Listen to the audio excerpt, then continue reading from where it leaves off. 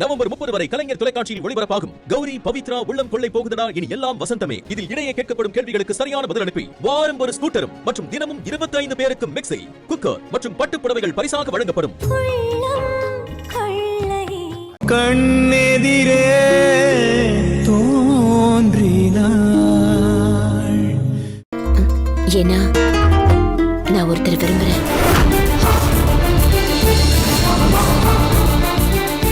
I love you, பூமி. அபர்ணா, உனக்கு என்ன பைத்தியம் பிடிச்சிருக்கா? அப்படியே அடிச்சு கொன்றும் பாத்துக்க. எங்க சந்தோஷத்தை கெடுத்து எங்க வாழ்க்கையை நாசம் பண்ண வந்திருக்க, அப்படித்தானே? உன் மனசை மாத்திக்கிறது தான் உனக்கு நல்லது. புரிஞ்சுதா? நல்லா புரிஞ்சுது. நான் என் முடிவை காலையில சொல்றேன். சரி, நல்ல முடிவா எடுத்தா எங்களுக்கும் நல்லது, உனக்கும் நல்லது.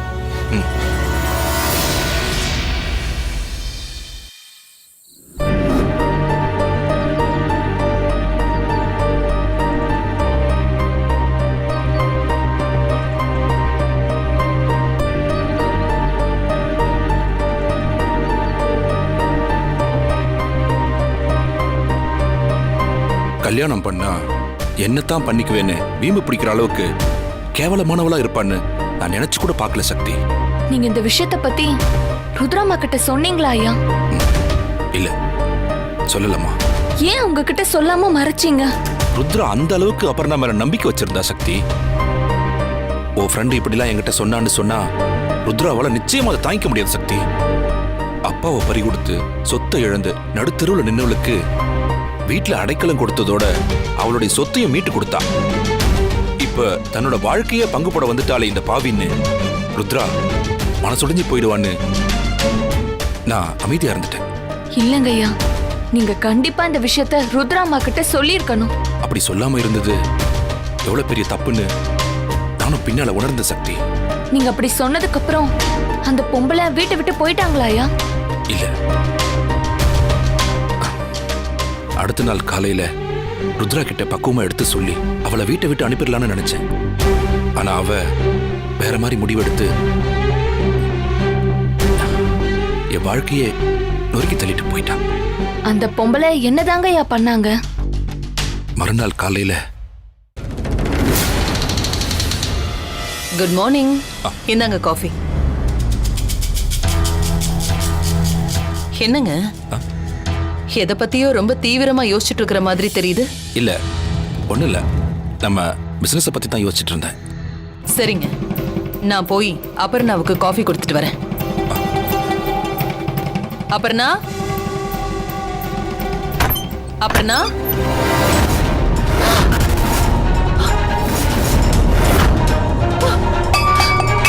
அபர்ணா,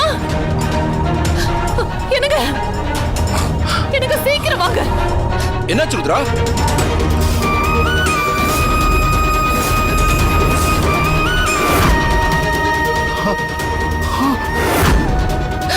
அபர்ணா,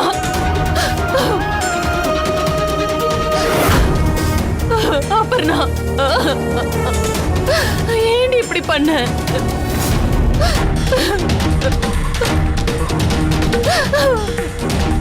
நல்ல முடிவா எடுக்கிறேன்னு சொல்லிட்டு கடைசியில இப்படி பண்ணிட்டாங்களே.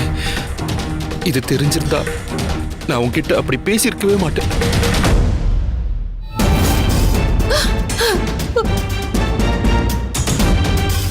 அம்மா, அந்த டேபிள் ஏதோ லெட்டர் மாதிரி தெரியுதுமா.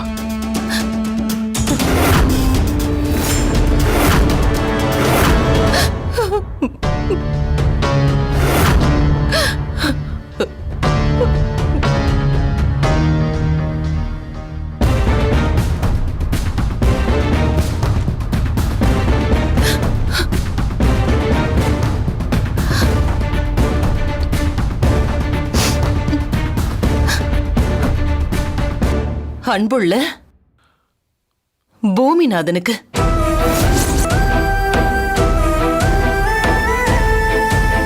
என்ன மன்னிச்சிருங்க பூமி. நீங்க இல்லாத வாழ்க்கைய என்னால நினைச்சு கூட பார்க்க முடியல. இந்த ஜென்மத்துல எனக்கு உங்களோட சேர்ந்து வாழ கொடுத்து வைக்கல. அடுத்த ஜென்மத்திலேயாவது உங்களோட சேர்ந்து வாழற பாக்கியம் எனக்கு கிடைக்கட்டும்.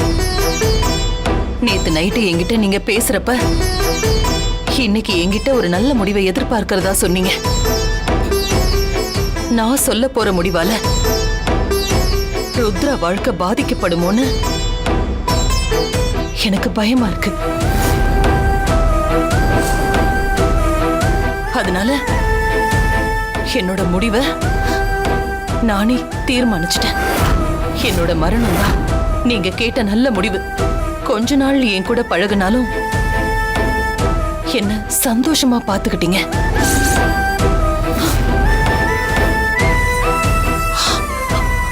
அதுக்கு என்னோட ஆன்மா என்னைக்கும் உங்களுக்கு நன்றியோட இருக்கும். இப்படிக்கு உங்களை பிரிய மனமில்லாமல் பிரியும் அபர்ணா.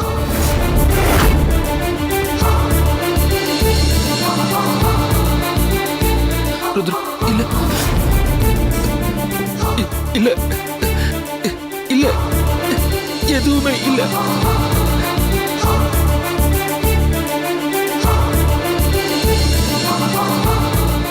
என்னங்க இதெல்லாம்? என்ன இதெல்லாம்? இதுக்கு என்ன பதில் சொல்ல போறீங்க? சொல்லுங்க. ருத்ரா, கோவப்படாம நான் சொல்றது கொஞ்சம் பொறுமையா கேள். எனக்கு இதுக்கும் எந்த சம்மந்தமும் இல்ல. உங்களுக்கும் அவளுக்கும் எந்த சம்பந்தமும் இல்லாம தான் இப்படி ஒரு லெட்டர் எழுதி வச்சுட்டு அவ தூக்குல தொங்கிட்டாளா? சொல்லுங்க. எனக்கு தெரியாம உங்களுக்குள்ள இப்படி ஒரு விஷயம் இருந்திருக்கு. அதனாலதான் நான் எந்த மாப்பிள்ளை பார்த்தாலும் அவ வேண்டாம் வேண்டான்னு தட்டி கழிச்சுக்கிட்டே இருந்தா. ஏன் இப்படி பண்ணீங்க? ஏன் இப்படி பண்ணீங்க? சொல்லுங்க. ருத்ரா, நீ நினைக்கிற மாதிரி நான் எந்த தப்பு பண்ணல. அவளுக்கு எனக்கு எந்த தொடர்பும் கிடையாது. அவளா மனசுக்குள்ள தேவையில்லாத ஆசையை வளர்த்துக்கிட்டு இப்படி ஒரு முடிவை எடுத்திருக்கா. ஆக்சுவலா ருத்ரா, என்ன நடந்துச்சு நான் சொல்றத கேளு. நீங்க எதுவும் சொல்ல வேண்டாம். ருத்ரா, சொல்ல வேண்டாம். ருத்ரா, நான் சொல்றத கேளு. ருத்ரா, ருத்ரா, நான் சொல்றத கேளு. ருத்ரா, நடந்த விஷயமே வேற. நீங்க சொல்ற பொய்ய என்ன நம்ப சொல்றீங்களா? இந்த லெட்டரே உங்களுக்கும் அவளுக்கும் என்ன தொடர்பு இருந்திருக்குன்னு ரொம்ப தெளிவா சொல்லிடுச்சு. ருத்ரா, நான் என்ன சொல்ல வரேன்? வேண்டாம். என்னங்கய்யா, ருத்ரமாவுக்கு இவ்ளோ பெரிய துரோகத்தை பண்ணிட்டீங்களே. என்ன ரத்னம், ருத்ரா தான் எமோஷனல் என்ன தப்பா புரிஞ்சுக்கிட்டான்னா நீங்களும் என்ன சந்தேகப்படுறீங்களே. போதும், நிறுத்துங்க. என் வாழ்க்கையே நீங்க தான். நீங்க இல்லாம நான் இல்லைன்னு நினைச்சேன். என் நம்பிக்கை மொத்தத்தையும் உடைச்சு நாசம் பண்ணிட்டீங்களே. இல்ல ருத்ரா. ருத்ரா, ருத்ரா.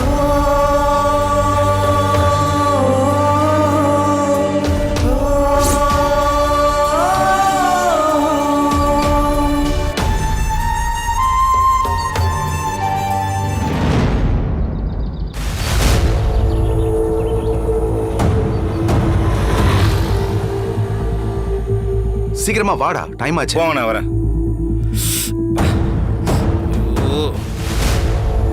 விட மாட்டார் போல இருக்கு. அண்ணே, என்னடா? முடியலண்ணே. சாப்பிட்டு 5 பரோட்டாவும் பஞ்சா பறந்து போயிடுச்சுண்ணே. தம்மா தூண்டு பென்ட்ரைவுக்காக இம்மா தூரம் அலையணுமா? சிரமத்தை பார்க்காதடா, எப்படியாவது அந்த பென்ட்ரைவை தேடி எடுத்தாகணும்டா. வா. அப்படி எங்க தானே அந்த பென்ட்ரைவை மிஸ் பண்ணீங்க? டேய், ஒரு இடத்துல நின்று அதை பார்த்தேன்டா. அதுக்கப்புறம் பாக்கெட்ல போட்டு போனேன். எங்க மிஸ் பண்ணனு தெரியல. அதை தேட தான் ஒன்னு அந்த இடத்துக்கு கூட்டிட்டு போயிட்டு இருக்கேன். தெரியுதுண்ணே, ஆனா ரொம்ப டயர்டா இருக்குண்ணே. பசி வேற உயிர் போகுது. நான் போய் இன்னும் ஒரு 5 பரோட்டா பிச்சு வயிற்றுக்கு போட்டு வந்துட்டுமா? ஏண்டா, நானே பென்ட்ரைவை காணும் தேடிட்டு இருக்கேன், நீ திங்கிறத பத்தியே பேசிட்டு இருக்க. முதல்ல பென்ட்ரைவை தேடி கண்டுபிடிச்சிட்டு அப்புறம் நிம்மதியா சாப்பிட்டு போலாம்டா. ஒரு பென்ட்ரைவை எதுக்குண்ணே இவ்வளோ வேலை மெனக்கட்டு தேடணும்? அதுன்னா தங்கத்தில் செஞ்சிருக்கா இல்லை வைரத்தில் செஞ்சிருக்கா? சாதாரண பென்ட்ரைவ் தானே. மிஞ்சி போனால் 400-450 ரூபா இருக்கும். அதை காசு கொடுத்து வாங்கிடலாமண்ணே. என்னண்ணா நான் சொல்றது? டே முட்டாள், அது என்ன சாதாரண பென்ட்ரைவா? என் பொண்ணோட வாழ்க்கையே அதுல தாண்டா அடங்கியிருக்கு. அந்த பென்ட்ரைவ் வேற யார் கைக்காவது கிடைச்சு அதுல இருக்கிற வீடியோவை பார்த்துட்டா நிச்சயம் அதை எடுத்துட்டு போய் ருத்ரா கிட்ட கொடுத்துருவாங்க. அப்படி ஒரு சம்பவம் நடந்துருச்சுன்னா என் லட்சியம் எல்லாமே வீணா போயிடும். மிஞ்சி போனால் அந்த பென்ட்ரைவில் என்னென்ன வச்சிருப்ப? இளையராஜா சூப்பர் ஹிட் சாங்ஸு, இல்லைன்னா ஒரு 4-5 புது படத்தை டவுன்லோட் பண்ணி வச்சிருப்ப. எவனாவது எடுத்து சந்தோஷமா பார்த்துட்டு போட்டேண்ணே. நாம வேற புதுசா வாங்கிக்கலாண்ணே. டேய் சும்மா முட்டாள் மாதிரி பேசிட்டு இருக்காதடா. அதென்ன சாங்ஸ் எல்லாம் போட்டு வைக்கிற பென்ட்ரைவ் நினைச்சியா? சும்மா போனா போகுதுன்னு விட்டுறதுக்கு எனக்கு தேவையான விஷயங்கள்லாம் அதுல இருக்குடா. அதனாலதான் அதை தேடி போயிட்டு இருக்கோம். சும்மா தொணன்னு பேசாம கூட வாடா வா. 1.5 இன்ச் பென்ட்ரைவை போய் நாள் முழுக்க தேட சொல்லுவார் போல. என்னன்னு கேட்டா எரிஞ்சு விழுறாரு.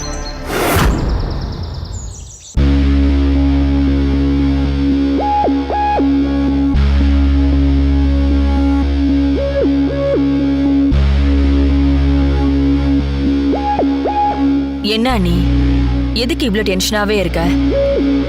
மம்மி என்ன சொன்னாங்கன்னு நீங்களும் கேட்டுட்டு தானே இருந்தீங்க. நீங்களே சொல்லுங்க அத்தை. எம்டி போஸ்ட் கொடுத்தா அதை நான் சரியா பாத்துக்க மாட்டேனா? எம்டி போஸ்ட் என்ன?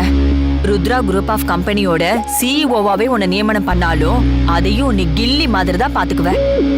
ஆனா உன் மம்மிக்கு தான் உன் மேல நம்பிக்கையே வரமாட்டேங்குதே மருமகளே. அவங்களுக்கு ஏன் என் மேல நம்பிக்கை வரலன்னு தான் எனக்கு புரியவே மாட்டேங்குது அத்தை. ஸ்டெப் பை ஸ்டெப்பா என் திறமைய வளர்த்துக்கிட்டு கடைசியா தான் நான் அந்த போஸ்டுக்கே வரணுமாமா. அவங்க சொல்றத பார்த்தா நான் அந்த பொறுப்புக்கு வர்றதுக்கே 40 வயசுக்கு மேலே ஆயிடும். அது வரைக்கும் என்ன அடிமட்டத்திலே வேலை செய்ய சொல்றாங்க. இதெல்லாம் எனக்கு ரொம்ப அவமானமா இருக்கு அத்தை. ஒருவேளை அந்த வேலைக்காரி சக்தி அம்மா அம்மா எனக்கு வீட்டு வேலை செய்யறதுக்கு சலிப்பா இருக்கு, எனக்கு கம்பெனில ஏதாவது முக்கியமான பொறுப்பை கொடுங்கன்னு கேட்டா நிச்சயமா உங்க மம்மி எந்த மறுப்பும் சொல்லாம சரின்னு சொல்லிருப்பாங்க மருமகளே. ஆமா அத்தை, கண்டிப்பா கொடுத்திருப்பாங்க. என்ன விடவும் அவ மேலதான் அவங்களுக்கு பாசம் ஜாஸ்தி. என் மம்மி என்னமோ என்ன ரொம்ப உதாசீனம் படுத்துறாங்க. எனக்கு அப்படியே ரொம்ப வெறுப்பா இருக்காத்த. பொறுப்பை கொடுக்காமலே அதுக்கு எனக்கு திறமை பத்தாதுன்னு அவங்களே முடிவு பண்ணிட்டாங்க. எனக்கு எவ்வளவு அவமானமா இருக்கு தெரியுமா? கொஞ்சம் பொறுமையா இரு மருமகளே. படைச்சவனுக்கு இல்லாத பாலும் பழமுமா? இந்த சொத்து மொத்தத்துக்கும் நீதான் ஒரே வாரிசு. நீ என்ன விரும்புறியோ அது உனக்கு கிடைச்சாகணும். நீ எதுக்குமே கவலைப்படாத. உனக்காக நான் இருக்கேன். இது சம்பந்தமா உன் மம்மி கிட்ட திரும்ப திரும்ப பேசுவோம். அவங்க டக்குன்னு மனசிறங்கி நீ ஆசைப்படுற அந்த எம்டி பொறுப்பை நிச்சயமா கொடுத்துருவாங்க. எனக்கெல்லாம் மம்மி கொடுக்க மாட்டாங்க அத்தை, எனக்கு நல்லாவே தெரியும். இப்படியெல்லாம் எதிர்மறையா சிந்திக்காத அனி. எண்ணம் போல் வாழ்க்கைன்னு பெரியவங்க சும்மா சொல்லல. நம்மளுக்கு எது கிடைக்கணும்னு நாம தீவிரமா நினைக்கிறோமோ அது கிடைக்கணுங்கிறது தான் அதோட அர்த்தம். அது உனக்கு கிடைக்கும்னு நேர்மறையா சிந்தி, அது உனக்கு நிச்சயமா கிடைக்கும். நம்பிக்கையா இரு. இங்க பாரு, எல்லாமே நீ நினைச்ச மாதிரியே நடக்கும். ரிலாக்ஸா இரு.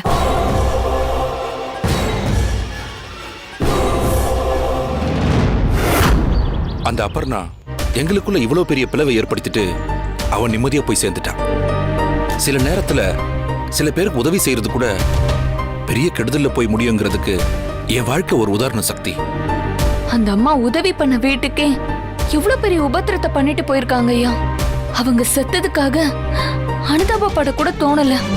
அப்படி ஒரு கெடுதல் பண்ணிட்டு போயிருக்காங்க. அந்த அம்மா இறந்ததுக்கு நீங்க தான் காரணம்னு ருத்ரம்மா உங்ககிட்ட சண்டை போட்டாங்க. அதுக்கப்புறம் என்னங்க ஐயா நடந்துச்சு? நடந்த உண்மையை புரிய வச்சு ருத்ராவை சமாதானப்படுத்தலான்னு நான் அவளை பார்க்க போனேன்.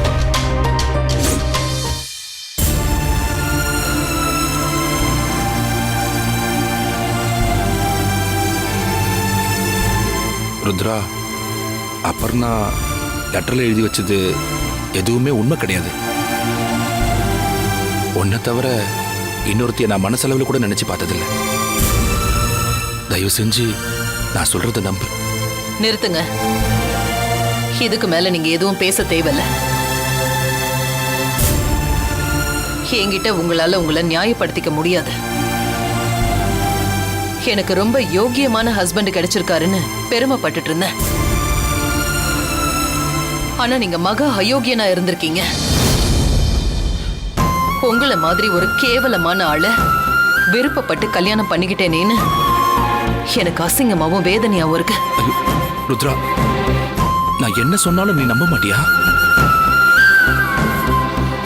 நான் உனக்கு எப்படிமா துரோகம் பண்ணுவேன்? என் மேல எந்த தப்பு கிடையாது. வேண்டாம் சாமி, வேண்டாம். இனிமே நீங்க எதுவும் சொல்ல வேண்டாம். கடைசி வரைக்கும் நீங்க எனக்கு நம்பிக்கையான வாழ்க்கை துணையா இருப்பீங்கன்னு நான் நினைச்சேன். ஆனா நீங்க எனக்கு துரோகம் பண்ணிட்டீங்க. என்னோட பெஸ்ட் ஃப்ரெண்டு அபர்ணாவுக்கும் நீங்க துரோகம் பண்ணிட்டீங்க. அவ நிம்மதியா போய் சேர்ந்துட்டா. ஆனா இனிமே என் வாழ்க்கையில நீங்க எனக்கு தேவையில்ல. என் பொண்ணு மட்டும் எனக்கு போதும். தயவு செஞ்சு நீங்க வீட்டை விட்டு வெளியில போங்க. ருத்ரா,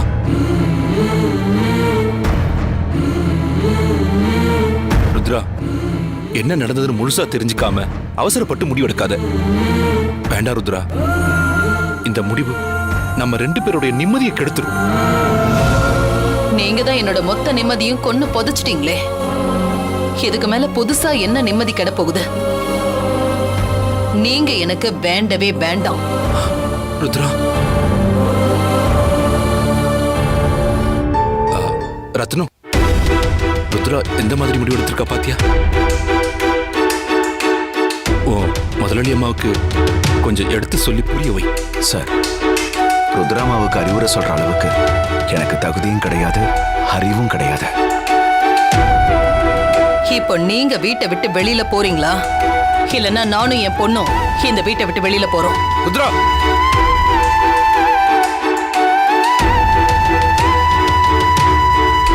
வேணா ருத்ரா, நானே இங்கிருந்து போயிடுறேன். நீயும் நம்ம பொண்ணும் இங்கே இருங்க. இதுக்கு மேல நான் அவளுக்கு எதுவுமே சொல்லி புரிய வைக்க முடியாது.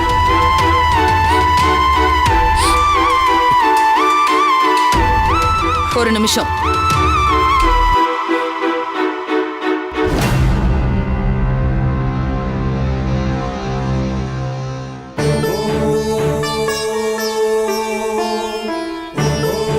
நீங்க கட்டின தாலி என் கழுத்துல இருந்தா இது நீங்க எனக்கு பண்ண துரோகத்தை ஞாபகப்படுத்திக்கிட்டே இருக்கும். நான் சாகுற வரைக்கும் நீங்க என் முகத்திலேயே முழிக்க கூடாது.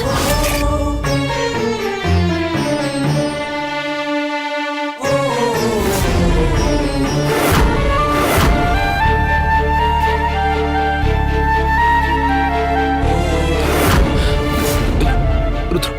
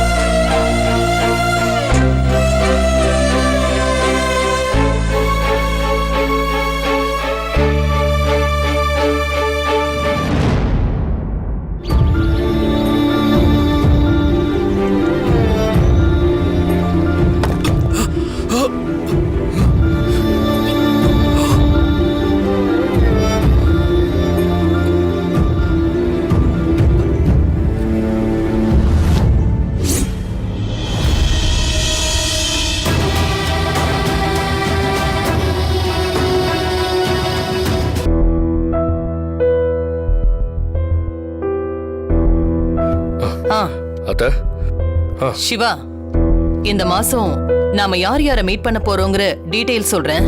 டேப்ல நோட் பண்ணிக்கோ. சரிங்க அத்தை.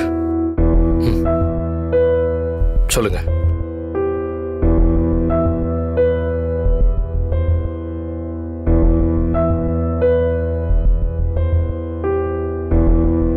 ராஜசேகர்.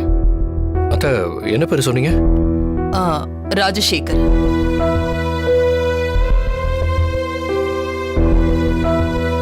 சிவா. ஆ ஆ சொல்லுங்க அத்தை. என்ன சிவா, என்னாச்சு? உன்னோட கவனம் வேற எங்கேயோ இருக்கிற மாதிரி தெரியுது. அதெல்லாம் ஒண்ணும் இல்ல அத்தை. நீங்க சொல்றதா நோட் பண்ணிட்டு இருக்கேன். இல்லையே, நான் சொல்றத நீ நோட் பண்ணலையே. உன் கவனம் எல்லாம் வேற எங்கேயோ தான் இருக்கு. என்ன விஷயம்னு சொல்லு. என்கிட்ட என்ன தயக்கம்? எதுவா இருந்தாலும் சொல்லு. அனிதா உங்ககிட்ட நம்ம கம்பெனியோட டைரக்டர் போஸ்டிங் கேட்டால. அதான் நான் தர முடியாதுன்னு தெளிவா சொல்லிட்டேன்ல, அப்புறம் என்ன? நீங்க சொல்லிட்டீங்க அத்தை. ஆனா அவ அதுல கொஞ்சம் அப்செட்டா இருக்கா. அவ கேட்ட உடனே கொடுக்கறதுக்கு அது ஒண்ணு சாக்லேட் இல்ல. நம்மள நம்பி நம்ம கம்பெனில நாம மட்டும் இல்ல, ஆயிரக்கணக்கான தொழிலாளர்கள் இருக்காங்க. நாம அவங்களோட வாழ்வாதாரத்தையும் பார்க்கணும்ல. அத்தை அதுக்கும் அவ கேட்ட எம்டி போஸ்டிங்க்கு என்ன சம்மந்தம் இருக்குன்னு எனக்கு புரியல. என்ன சிவா, எல்லாம் தெரிஞ்ச நீயே இப்படி தெரியாத மாதிரி கேக்குற? அவ கேட்டான அனிதாவை என் பொண்ணுங்கிறதுக்காக டைரக்டா நம்ம கம்பெனியோட எம்டி சேர்ல உட்கார வச்சு, அதனால ஏதாவது லாஸ் வந்து கம்பெனியை இழுத்து மூடுற நிலைமை வந்துச்சுன்னா அது நம்மள மட்டும் இல்ல, நம்ம ஒர்க்கர்ஸையும் சேர்த்து தானே பாதிக்கும். அத்தை நீங்க தேவையில்லாம பயப்படுறீங்க. முதல்ல அனிதா உங்க பொண்ணு. உங்க மைண்ட்ல இருக்கிற அதே பிசினஸ் தாட் தான் அவ மைண்ட்லயும் இருக்கும். அதுவும் இல்லாம நம்ம என்ன அவளை தனியாவா விட போறோம்? நல்லது கெட்டதெல்லாம் சொல்லித்தர கூட நீங்க இருக்கீங்க, நான் இருக்கேன். அப்புறம் என்ன? சிவா, நீ அனிதா மேல வச்சிருக்கிற நம்பிக்கை எனக்கு வரமாட்டேங்குது. உனக்கு ஞாபகம் இருக்கா, நீ முதல்ல நம்ம கம்பெனில ஜாயின் பண்ணும்போது ஸ்டாக் அடிக்கிட்டு இருந்த? அத்தை நீங்க அனிதாவை ஏன் கூட கம்பேர் பண்ணாதீங்க. அவளுக்கு ஒரு சான்ஸ் கொடுத்து பார்த்தா தானே அவளுக்குள்ள என்ன திறமை இருக்குன்னு நமக்கும் தெரிய வரும். பாத்தியா நீ, சிவாவே உனக்கு சப்போர்ட் பண்ணி தான் பேசிட்டு இருக்கான். அவனுக்கு உன்னை ரொம்ப பிடிக்கும். என்ன, அத வெளியில காட்டிக்க மாட்டான். ஆபீஸ்ல இருக்கும்போது உன்னையும் பக்கத்துல வச்சுக்கணுங்கிறதுக்கு தான் ருத்ரா கிட்ட உனக்காக பேசிட்டு இருக்கான். நான் ஏற்கனவே சொல்லிருக்கேன் சிவாவுக்கு என் மேல பாசம் இல்லைன்னு. ஆனா மம்மி தான் ஆபீஸ்ல போஸ்டிங் தர மாட்டேன்னு சொல்லி இப்படி அடமெண்டா இருக்காங்க. டென்ஷன் ஆகாத, அதான் உனக்காக சப்போர்ட் பண்ணி சிவா பேசிட்டு இருக்கான்ல. இனிமே எல்லாத்தையும் சிவா பாத்துப்பா. சிவாவுக்கு என் மேல இருக்கிற நம்பிக்கை கூட என் மம்மிக்கு இல்லாம போச்சு பாத்தீங்களா? சரி விடு, என்ன பண்றது, எனக்கும் வருத்தமா தான் இருக்கு. அந்த வேலைக்காரிய நம்புற அளவு கூட ருத்ரா ஒன்ன நம்ப மாட்டேங்கிறாளே, என்ன பண்ண முடியும்? எல்லாம் நம்ம தலையெழுத்து. நம்ம தலையெழுத்தெல்லாம் நல்லா தான் அதை எழுதியிருக்கு. அவ அனிதா, அனிதா. வந்துட்டேன் மம்மி. சொல்லுங்க மம்மி. ம்.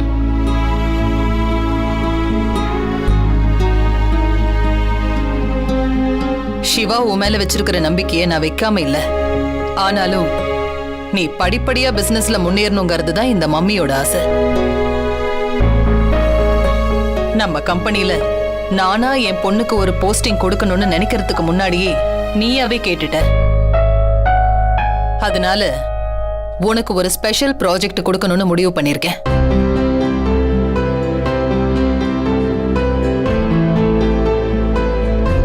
அந்த வாய்ப்பை நீ கரெக்டா பயன்படுத்தி ஜெயிச்சிட்டனா அடுத்தடுத்த போஸ்டிங் நீ கேட்காமலேயே தானாவே உன்னை தேடி வரும். டீல் ஓகேவா? Okay mummy. Thank you so much.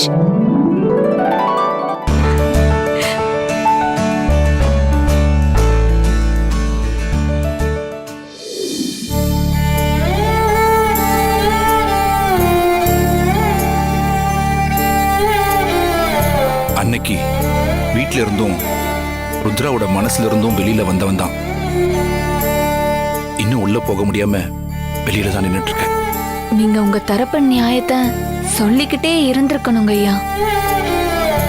Gap விட்டு பேசினதுதான் தப்பா போச்சு.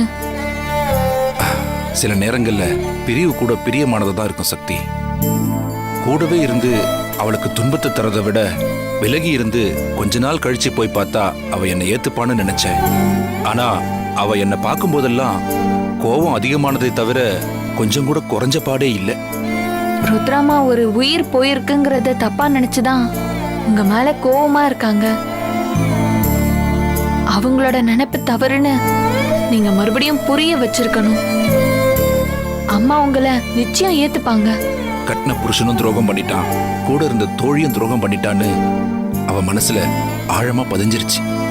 அதிலிருந்து அவ வெளியில வர்றதுக்கு ரொம்ப நாள் ஆயிருச்சு.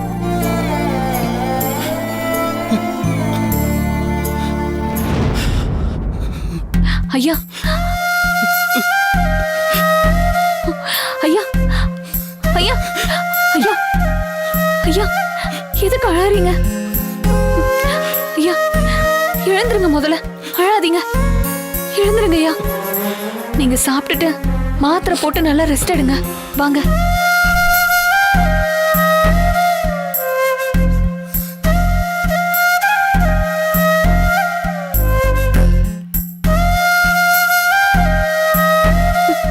ஐயா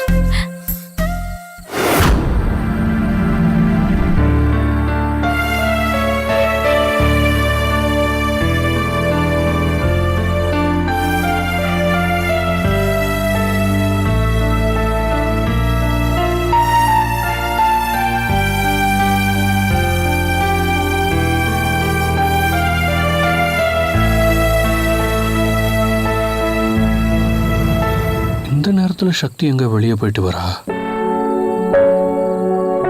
போய் என்ன விஷயம்னு கேட்கலாம்.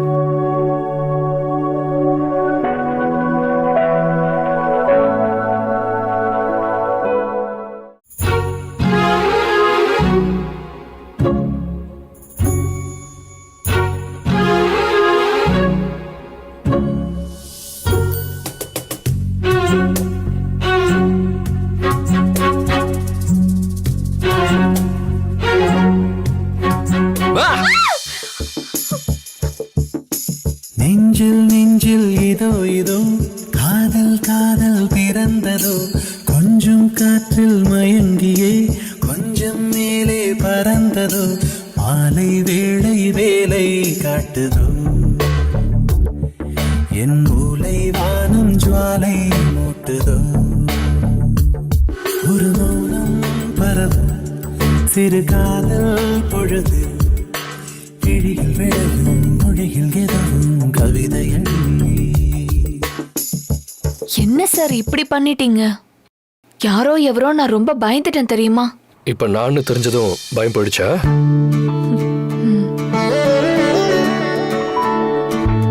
ஆமா, இந்த நேரத்துல எங்க போயிருந்த சக்தி? பூமிநாதன் ஐயாவை பார்த்து ருத்ராமாவும் அவரும் பிரிஞ்சு வாழ்றதுக்கான கதையை கேட்டுட்டு வரேன் சார். என்ன சக்தி, நான் கேட்டதுக்கு பதில் சொல்லாம யோசனையில இருக்க? இல்ல ஒண்ணு இல்ல சார், கொஞ்சம் வெளியில போயிட்டு வந்தேன், அதான். வெளியிலன்னா எங்க போயிட்டு வந்த? இப்படி எல்லாம் கேக்குறேன்னு தப்பா எடுத்துக்காத. நான் பால்கனில இருந்து பார்த்தப்ப நீ ஒரு மாதிரி படபடப்பா தெரிஞ்ச, அதான் வேற எதுவும் பிரச்சனையான்னு தெரிஞ்சுக்க தான் கேட்டேன். உங்களுக்கு தெரியாம எனக்கு என்ன சார் பிரச்சனை வரப்போகுது? நான் எங்க வீட்டுக்கு போயிட்டு அம்மாவை பார்த்துட்டு வந்தேன். அங்கிருந்து கிளம்புறதுக்கு கொஞ்சம் லேட் ஆயிடுச்சு, அதனாலதான் அடிச்சு புடிச்சு வேகமா வந்தேன் சார். வேற ஒண்ணும் இல்ல. எதுக்கா அடிச்சு புடிச்சு வரணும்? உங்க வீட்லயே தங்கிட்டு காலையில வந்திருக்க வேண்டியதானே? நம்ம கூட தங்குறான்னு ஆண்டியை சந்தோஷப்பட்டிருப்பாங்கல்ல. எவ்வளவு நேரம் ஆனாலும் இங்க வந்துடணும்னு மனசுக்கு பழகிருச்சு சார். அத நான் நினைச்சாலும் மாத்திக்க முடியாது. அந்த அளவுக்கு அத்தை மேல உனக்கு பாசம் இருக்குல்ல? ஆமா சார். அத்தை மேல உனக்கு இருக்கிற பாசம் என் மேலயும் உனக்கு இருக்குன்னு நான் நம்பலாமா? என்ன சார் இப்படி கேக்குறீங்க? ருத்ராமா எனக்கு எப்படியோ அப்படிதான் சார் நீங்களும் எனக்கு.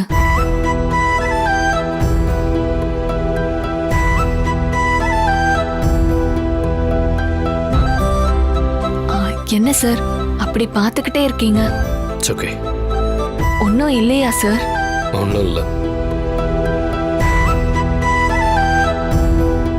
சரிங்க சார், ருத்ராமாக்கு ஏதாவது வேணுமா நான் போய் கேட்டுட்டு வந்துடுறேன். சக்தி, அத்தை நல்லா தூங்கிட்டாங்க, நீ கெஸ்ட் ஹவுஸ்க்கு போய் ரெஸ்ட் எடுத்துட்டு காலையில வா. சரிங்க சார்.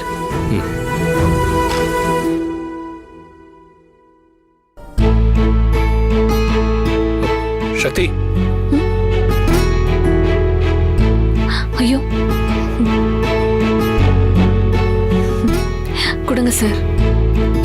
It's okay.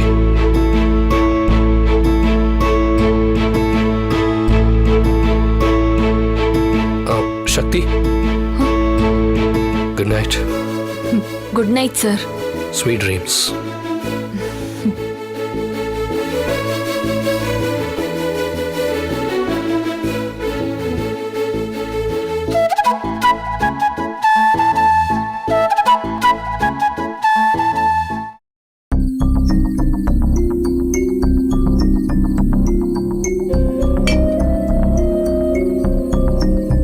சாப்பிடும்போது என்னங்க யோசிச்சுட்டு இருக்கீங்க? ஒன்றும் இல்லை. நானும் உங்ககிட்ட ஒன்னு கேட்கணும்னு நினைச்சிட்டே இருந்தேன். வேலை அலைச்சல்ல மறந்தே போயிடுறேன். என்ன மலையை விட்டு எலிய பிடிக்கிற? என்னன்னு கேளு. எதுக்குங்க தேவையில்லாம இவ்ளோ கோவப்படுறீங்க? நான் கோவம்லாம் படல. என்ன கேட்கணுமா கேளு. நம்ம சக்தி தான் லாயர் எல்லாம் பிடிச்சு ருத்ராமாவை வெளியே கொண்டு வந்ததா எல்லாரும் பெருமையா பேசிட்டு இருக்காங்க. அது உண்மையா? உன் பொண்ணு என்ன பண்ணாலும் என்கிட்ட சொல்லிட்டு தான் செய்யறாளா? அவ எது செஞ்சாலும் உங்களுக்கு பிடிக்காதே. மூச்சுக்கு 300 வாட்டி ருத்ராமா தான் எனக்கு தெய்வம், அவங்க இல்லைன்னா நான் இல்ல, அவங்க குடும்பம் தான் எங்க எல்லாருக்கும் சோறு போடுதுன்னு பெருமையா பேசுவீங்க. அப்படிப்பட்டவங்களை வெளியே எடுக்க அவங்க வீட்டு ஆளுங்களாலேயே முடியல. நம்ம பொண்ணு ஒரு லாயரை பார்த்து பேசி அவங்கள இந்த கொலைகேஸ்ல இருந்து வெளியே கொண்டு வந்திருக்கான்னா அது எவ்வளவு பெரிய விஷயம். சக்தி விஷயத்துல நீங்க பேருக்கு தான் மாறிட்டீங்கன்னு சொல்றீங்க, ஆனா உண்மையிலேயே மாறலங்கிறது அப்பப்ப உங்க நடவடிக்கையை பார்த்தாலே தெரியுது. சக்தி மேல நான் ஒரு காலத்துல கோவமா இருந்தது வாஸ்தவம் தான், இல்லன்னு சொல்லல. ஆனா இப்ப அப்படி இல்ல, நான் மாறிட்டேன். ஆனா நீ தான் இன்னும் மாறல. அப்படியே இன்னும் என் மேல சந்தேகப்பட்டுட்டே இருக்க. நான் வேற ஒரு டென்ஷன்ல இருக்கேன். என்ன டென்ஷன்? ருத்ரா அம்மா நீங்க கமலா கிட்ட கம்மி விலைக்கு இடத்த வாங்கினத பத்தி ஏதாவது கேட்டாங்களா? ஏன் நான் பண்றதெல்லாம் அவங்கள்ட்ட சொல்லிட்டு தான் செய்யணுமா? நான் ஒரு ஆம்பளை, தன்னிச்சையா முடிவெடுக்க கூடாதா? உங்க முடிவுல நான் என்னைக்காவது தலையிட்டு இருக்கேனாங்க? கோர்ட்ல கமலா கிட்ட நீங்க இடத்த வாங்கினேன்னு சொல்லியிருக்கீங்க. அந்த இடம் இப்போ இருக்கா இல்லையான்னு கேட்டது குத்தமாங்க? கடங்காரன் கேச வந்து நம்ம வீட்டுக்கு வந்து நம்ம கழுத்தை பிடிச்ச வெள்ளத்துல நினைச்சான்ல, அவனுக்கு நம்ம இடத்த வித்து தான் காசை கொடுத்தேன். ஓ, அதான் அவன் இப்ப நம்ம வீட்டு பக்கமே வர்றது இல்லையா? ருத்ராமா கிட்ட கை நிறைய சம்பளம் வாங்குறீங்க, அப்படி இருந்தும் அந்த கேசவன் கிட்ட கடன் வாங்கிருக்கீங்க. வாங்கின கடனுக்கு எல்லாரும் ஒண்ணு வட்டி கேட்பாங்க, இல்லனா அசல் கேட்பாங்க. அவன் என்னடான்னா நம்ம சக்தியை கேட்டு வந்து நின்னான். நல்ல வேளை கடவுள் என் பொண்ணை காப்பாத்தி ருத்ராமா வீட்டுக்கு பாதுகாப்பா அனுப்பி வச்சிருச்சு. இப்படி சாப்பாடை போட்டுட்டு சாப்பிட விடாம நோயினேன்னு பேசிட்டே இருந்தா இப்படி? எதையோ பேச போய் ஏதேதோ பேசிட்டு இருக்கேங்க. நீங்க மட்டும் கமலா கிட்ட வாங்கின இடத்த விக்காம இருந்திருந்தீங்கன்னா இன்னைக்கு அது நல்ல ரேட்டுக்கு போயிருக்கும். கமலா கமலா கமலா, அவ இருந்தும் என் கழுத்தறுத்தா செத்தும் என்ன டார்ச்சர் பண்ணிட்டு இருக்கா. என்னங்க சொல்றீங்க?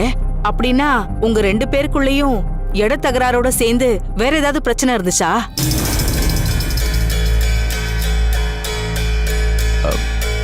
என்னங்க யோசிக்கிறீங்க? எதா இருந்தாலும் என்கிட்ட சொல்லுங்க. உங்ககிட்ட மறைக்கிற அளவுக்கு எங்களுக்குள்ள எதுவும் கிடையாது. விடு. சும்மா நொய்ய நொய்யன்னுக்கிட்ட.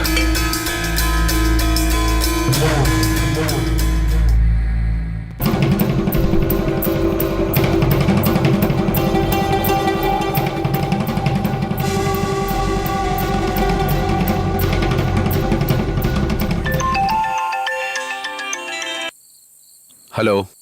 என்ன ரத்னம், பென்ட்ரைவை தொலைச்சிட்டு தேடுன்னு தேடிட்டு இருக்க போல.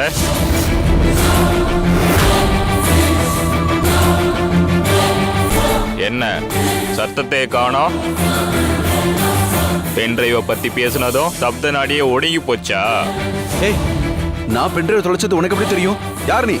அது எப்படியோ தெரியும், ஆனா நீ தொலைச்ச பென்ட்ரைவ் இப்போதைக்கு என்கிட்ட தான் இருக்கு. நான் எங்க தேடியும் கிடைக்காத பென்ட்ரைவ் உனக்கு எப்படி கிடைச்சது சொல்லு. அதெல்லாம் இப்போதைக்கு சொல்ற ஐடியா எனக்கு இல்ல ரத்னம். என்ன யோசிக்கிற? அந்த பென்ட்ரைவனை தேடி அலைவென்ற ஒரே காரணத்துக்காக தான் நான் உனக்கு போன் பண்ணேன். நீ எங்க தேடினாலும் அந்த பென்ட்ரைவ் இப்போதைக்கு உன் கைக்கு கிடைக்காது. அதை சொல்றதுக்கு தான் உனக்கு கால் பண்ணேன். Okay bye Rathnam, see you. ஐயோ, போனை கட் பண்ணிட்டான். அதே நம்பருக்கு ஃபோன் பண்ணி யார் என்னதுன்னு விசாரிச்சிட வேண்டியதா.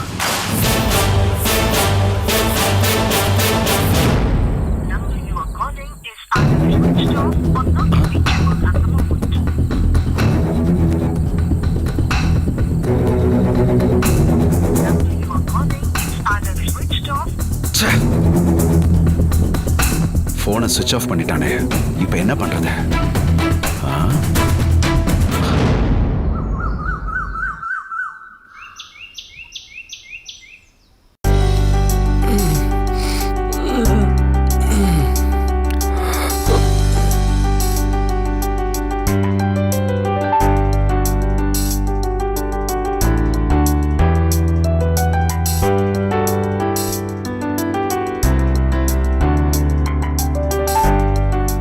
டிஷர்ட்ல பொட்டு ஒட்டி இருக்கு.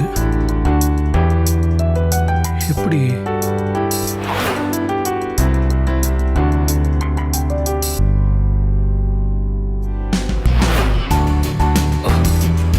சக்தியோட நெத்தி போட்டாது.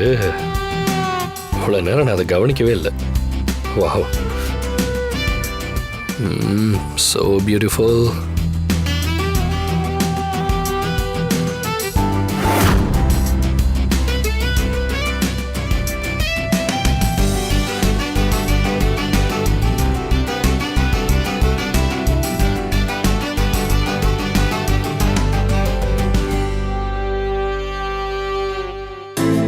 சக்தி, நீ வரைஞ்சு கொடுத்த என்னோட ஓவியமும் அழகா தான் இருக்கு. என் டிஷர்ட்ல ஒட்டி இருக்கிற உன் நெத்தி போட்டும் அழகா தான் இருக்கு.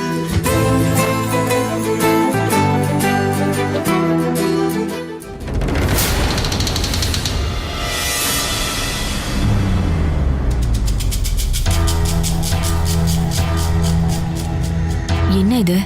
அவனா சிரிச்சுக்கிட்டு அந்த வேலைக்காரி வரைஞ்சு கொடுத்த ஓவியத்தையும் அவன் டிஷர்ட்டையும் தொட்டு தொட்டு பார்த்துட்டு இருக்கான். இவ்வளவு கிளுகிளுப்பா இருக்கானே, அவன் நினைப்புலதான் இப்படி பண்ணிட்டு இருக்கானா?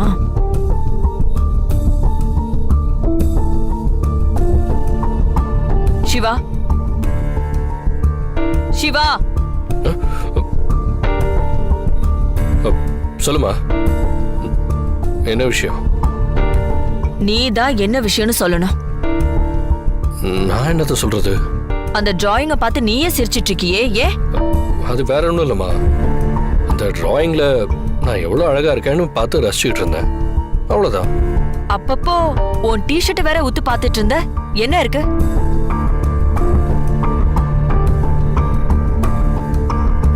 அது ஒண்ணும் இல்லம்மா, டிஷர்ட்ல கரை ஒட்டி இருந்துச்சு, அதான் பார்த்துட்டு இருந்தேன். என் புள்ள ரசிச்சு சிரிக்கிற அளவுக்கு அது என்னதான் கரைன்னு எனக்கும் பார்க்கணும்னு ஆசையா இருக்கு, காட்டு.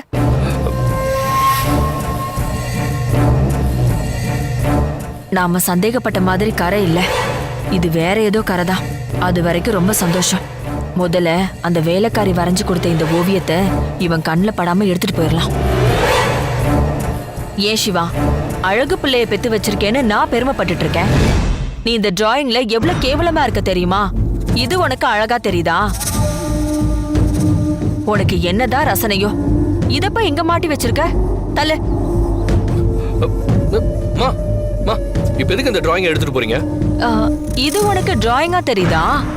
ஏதோ சின்ன குழந்தைங்க பென்சில்ல பொம்மை படம் போட்ட மாதிரி இருக்குடா, பாக்குறதுக்கே கேவலமா இருக்கு. இத போய் ரூம்ல மாட்டி வச்சிருக்க? அச்சு அசலா உன்னை அப்படியே நேர்ல பாக்குற மாதிரி ஒரு டிராயிங்க வரைஞ்சு நான் உனக்கு கொடுக்கறேன். அத நீ இந்த இடத்துல மாட்டிக்கோ, சரியா? இது வேணாம். நீங்க ஏதோ ஒரு டிராயிங் வரைஞ்சு கொண்டு வந்து கொடுக்கறேன்னு சொன்னீங்கல்ல, அதை முதல்ல வரைஞ்சு எடுத்துட்டு வாங்க, அதையும் என் ரூம்ல மாட்டிக்கிறேன். இப்போ இது இங்கேயே இருக்கட்டும். சிவா, இந்த போட்டோ பார்க்கவே சகிக்கலடா. எனக்கு இத பார்த்தா சுத்தமா பிடிக்கல. உங்களுக்கு பிடிக்கலனா என்ன? எனக்கு பிடிச்சிருக்கு, அது கொடுங்க. சிவா, சொன்னா கேளு. இப்படியே அலங்கோலமான படம் ரூமுக்குள்ள இருந்தா அது வீட்டுக்கு ஆகாது, அதுக்கு தான் சொல்றேன். ஒருத்தருக்கு அழகா தெரியற விஷயம் இன்னொருத்தருக்கு அசிங்கமா தெரியும். ரசனைங்கிறது ஆளுக்கு ஆளு மாறுபடும். நீங்க என்னோட அம்மாவாவே இருந்தாலும் உங்க ரசனை வேற, என்னோட ரசனை வேற. என் ரூம்ல இருக்கிற பொருள்லாம் உங்களுக்கு பிடிக்கணும்னு அவசியம் கிடையாது. எனக்கு இந்த ஓவியம் அழகா தான் தெரியுது, அதனாலதான் நான் வச்சிருக்கேன். கொடுங்க. சிவா, சிவா, சொன்னா கேளு சிவா, இது நல்லா இல்ல சிவா. ப்ளீஸ் சும்மா இருக்குமா? சிவா, சிவா, சொன்னா கேளு. போங்கம்மா.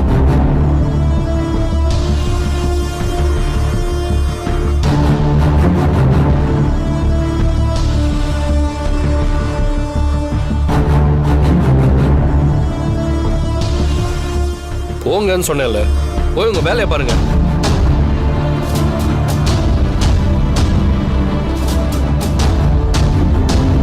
அந்த வேலைக்காரி வரைஞ்சு கொடுத்த படத்தை சிவா பார்வையில இருந்து எடுத்துடலான்னு பார்த்தா அது பாக்குறதுக்கு அழகாதான் இருக்குன்னு நம்ம கிட்ட இருந்து புடுங்கிட்டானே. அந்த வேலைக்காரி அப்படி என்னதான் வசியம் பண்ணி வச்சாலும் அவளுக்காக நம்மள எதிர்த்து பேசுறான். ச்சே, இவளுக்கு எப்படி ஒரு முடிவு கட்டுறதுன்னே தெரியல.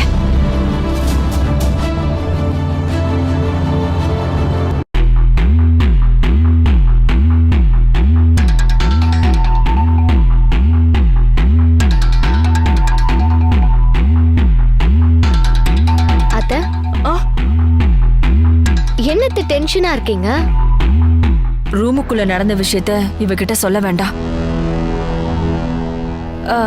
உனக்கும் எனக்கும் ஒரே டென்ஷன் அந்த வேலைக்காரி தானே. அவளை நினைச்சாலே அப்படி பத்திக்கிட்டு வருது. இப்ப ஏதாவது பண்ணால அத்த, என்னன்னு சொல்லுங்க. போய் அவளை 4 சாத்து சாத்துறேன். இன்னைக்குதான் அவ வீட்லயே இல்லையே, எங்கேயோ ஊர் சுத்த கிளம்பி போயிட்டா. நேத்து நடந்த விஷயத்த நினைச்சுதான் கொதிச்சிட்டு இருக்கேன். நேத்து கெஸ்ட் ஹவுஸ்ல வச்சு லாக் பண்ணான்னு சொன்னீங்களே, அதானே? ஆமா, ஒரு பையில எதையோ எடுத்துட்டு போய் அங்க மறைச்சு வச்சுட்டு வெளியில வந்தா. அவ முக பாவனையில ஒரு திருட்டுத்தனம் தெரிஞ்சுது. அது என்னன்னு கண்டுபிடிச்சு ருத்ரா கிட்ட அவ வண்டவாளத்தை சொல்லி வீட்டை விட்டு அனுப்பிடலான்னு நினைச்சுதான் நான் ரூமுக்குள்ளேயே போனேன். கடைசியில அவுட் ஹவுஸ்ல வச்சு என்னை பூட்டி உங்க அம்மா கிட்டே சிவா கிட்டேயும் என்னையே மாட்டி விட்டுட்டா. அத நினைச்சாலே எனக்கு எவ்வளவு அவமானமா இருக்கு தெரியுமா? அத்த, அவ எத்தனை நாளைக்கு இப்படி ஆட்டம் போட்டுக்கிட்டே இருப்பா? ஒரு நாளைக்கு மொத்தமா அடக்கிடலாம். எங்க அடங்குறது? அவளை ஒழிச்சு கட்டுறதுக்கு நம்ம எவ்வளவோ திட்டம் போட்டாலும் கடைசியில அது நமக்கு எதிராதான் திரும்புது. ஒரு சாதாரண வேலைக்காரி நம்மள அப்படியே போட்டு படுத்து எடுத்துட்டு இருக்கா. நம்ம நிம்மதியை கெடுக்கிறதுக்குன்னே அவ பொருந்து வந்திருக்கா அத்த. ஆஃப்டர் ஆல் ஒரு டிரைவரோட மக நம்ம வீட்டுக்குள்ள வந்து உட்காந்துக்கிட்டு நம்ம நிம்மதி எல்லாமே கெடுத்துட்டு இருக்கா. அவ டிரைவரோட மகங்கிறதே அவளுக்கு மறந்து போச்சு. உன் அம்மாக்கு மகங்கிற நினைப்பிலேதான் சுத்திட்டு இருக்கா. அதுக்கு ஏத்த மாதிரி உங்க அம்மாவும் அந்த வேலைக்காரிய தான் மகஸ்தானத்துல வச்சு பாத்துக்கிறேன்னு சொல்லியே ஏத்தி விட்டுட்டு இருக்காங்க. இது போதாது அவளுக்கு. உங்க அம்மா இருக்கிற வரைக்கும் அவளை இங்க இருந்து ஒரு அடி கூட நகர்த்த முடியாது. கொஞ்சம் வெயிட் பண்ணுங்க அத்த, நமக்கான சந்தர்ப்பம் கண்டிப்பா வரும். அன்னைக்கு அந்த வேலைக்காரி கதைய மொத்தமா முடிச்சிடலாம்.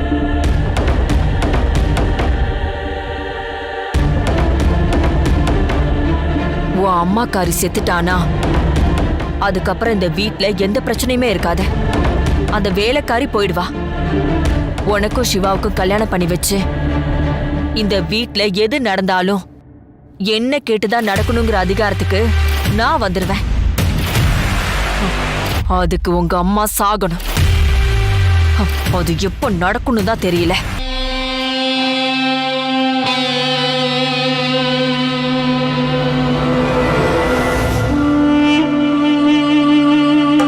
என்ன மருமகளே, உன் அம்மாவோட சேலஞ்ச் ஏத்துக்க தயாராயிட்ட போல இருக்கு. ஆமா அத்த, ஆனா மம்மி என்ன பண்ண சொல்ல போறாங்கன்னு நினைச்சாதான் உள்ளுக்குள்ள கொஞ்சம் பயமா இருக்கு. இதெல்லாம் தேவையில்லாத பயம் அனி. எப்படியும் நீ முதல் முயற்சியிலேயே ஜெயிக்கணுங்கிறதுக்காக உங்க அம்மா உனக்கு ஈஸியான டாஸ்கா பார்த்துதான் கொடுப்பாங்க. நீ கவலைப்படாத. மம்மி எனக்கு எவ்வளவு டஃப் கொடுத்தாலும் அது அத்தனையும் நான் ஈஸியா ஹேண்டில் பண்ணிடுவேன். இருந்தாலும் எனக்கு ஏதோ அசைன்மெண்ட் கொடுக்கறேன்னு சொன்னீங்களே, அது என்னன்னு சொன்னீங்கன்னா நான் கொஞ்சம் ப்ரிப்பேர் ஆயிடுவேன். ஓ ஆர்வத்தை பார்த்தாலே எனக்கு தெரியுது. நீ கண்டிப்பா நான் கொடுக்கிற அசைன்மெண்ட் செஞ்சு முடிச்சிருவேன். வா உட்காரு. கொஞ்சம் இரு. சிவா, அந்த ஸ்டாக் ஆர்டர் ஃபைல் எடுத்துட்டு வாப்பா.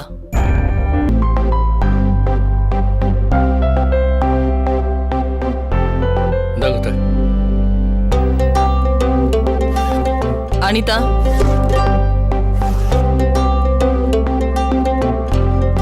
இதுதான் நம்ம கம்பெனிக்கு புதுசா வந்திருக்கிற ஸ்டாக் ஆர்டர்.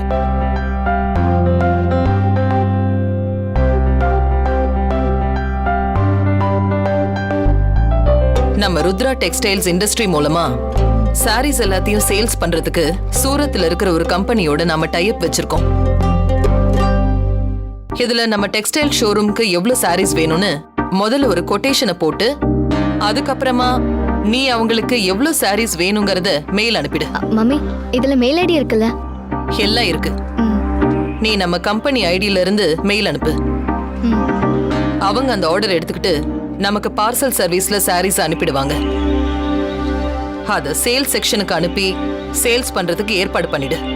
இவ்வளவுதானா? இந்த டாஸ்க நான் ஈஸியா அச்சீவ் பண்ணிடுவேன் மம்மி. நீ பண்ணிடுவேன்னு எனக்கு தெரியும். ஆனாலும் இதுல நீ முக்கியமா கான்சென்ட்ரேட் பண்ண வேண்டிய விஷயம் என்னன்னா, நீ ஆர்டர் வாங்கின சாரீஸும் சேல்ஸ் பண்ண சாரீஸும் கரெக்டா இருக்கணும். ருத்ரா, என் மருமக கிட்ட பொறுப்பை ஒப்படைச்சிட்டல, கவலையை விடு. இனிமே எல்லாத்தையும் அவ பாத்துக்குவா. இன்னும் அத்தை முழுசா சொல்லியே முடிக்கல. அவங்கள முழுசா சொல்ல விடுங்க.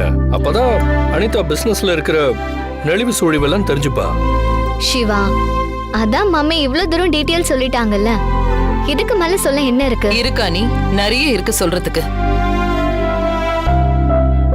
ஒரு பிசினஸ் நாம பண்ணும்போது அதுல நமக்கு லாபம் வருதோ இல்லையோ, கண்டிப்பா நஷ்டம் வந்துடக்கூடாது.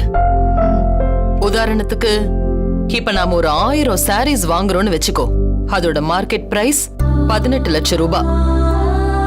நாம ஒரு சாரிக்கு மினிமம் ப்ராஃபிட்டா 200 ரூபாய் வச்சு வித்தோம்னா 2 லட்சம் ரூபாய் லாபம் கிடைக்கும்.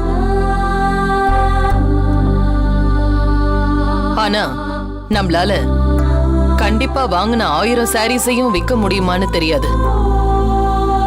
அதனால அட்லீஸ்ட் ஒரு 900 சாரீஸாவது விற்கணும். அப்பதான் அந்த 18 லட்சம் ரூபாய் முதலீடுல 16,20,000 ரூபாய் கிடைக்கும். அதோட ப்ராஃபிட் 1,80,000 ரூபாய். கால்குலேட் பண்ணி பார்த்தாலும் நாம சேல்ஸ் பண்ண 900 சாரீஸ்ல 18 லட்சம் ரூபாய் வந்துரும். அதுக்கப்புறம் நம்ம கிட்ட இருக்கிற மீதி 100 சாரீஸ்ல மினிமம் 50யாவது நாம வித்தாதான் நம்மளால ப்ராஃபிட் பார்க்க முடியும். மம்மி 50 சாரீஸ் இல்ல, எக்ஸ்ட்ராவா நான் இன்னும் 500 சாரீஸ் கூட வித்து காட்டுவேன். நீங்க கவலையே படாதீங்க. All the best. மருமகளே, ஒரு கலக்கு கலக்கு நீ. தேங்க்ஸ் அத்தை. என்ன சிவா, நீ எதுவும் சொல்லாம இருக்க? நான் தான் உன் கூடவே இருந்து நீ பண்ண போறதெல்லாம் பார்க்க போறேன்னு. அப்புறம் என்ன? தேங்க்ஸ் சிவா.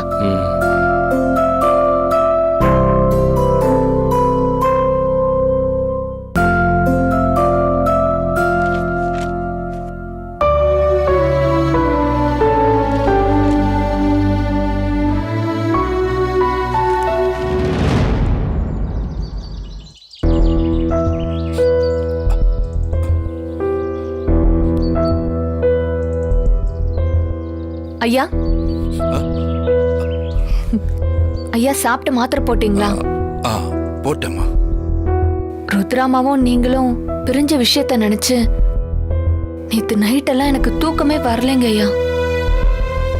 மனசுக்கு அவ்வளோ கஷ்டமா இருந்துச்சு. என்ன பண்றது சக்தி, எல்லா விதி. நடந்ததை நினைக்காம கடந்து போகலான்னு பார்த்தா முடிய மாட்டேங்குது. ருத்ராமா தாலிய கழட்டி வீசினதுக்கு அப்புறம் நீங்க அவங்கள பாத்தீங்களா ஐயா? பார்த்தேன்.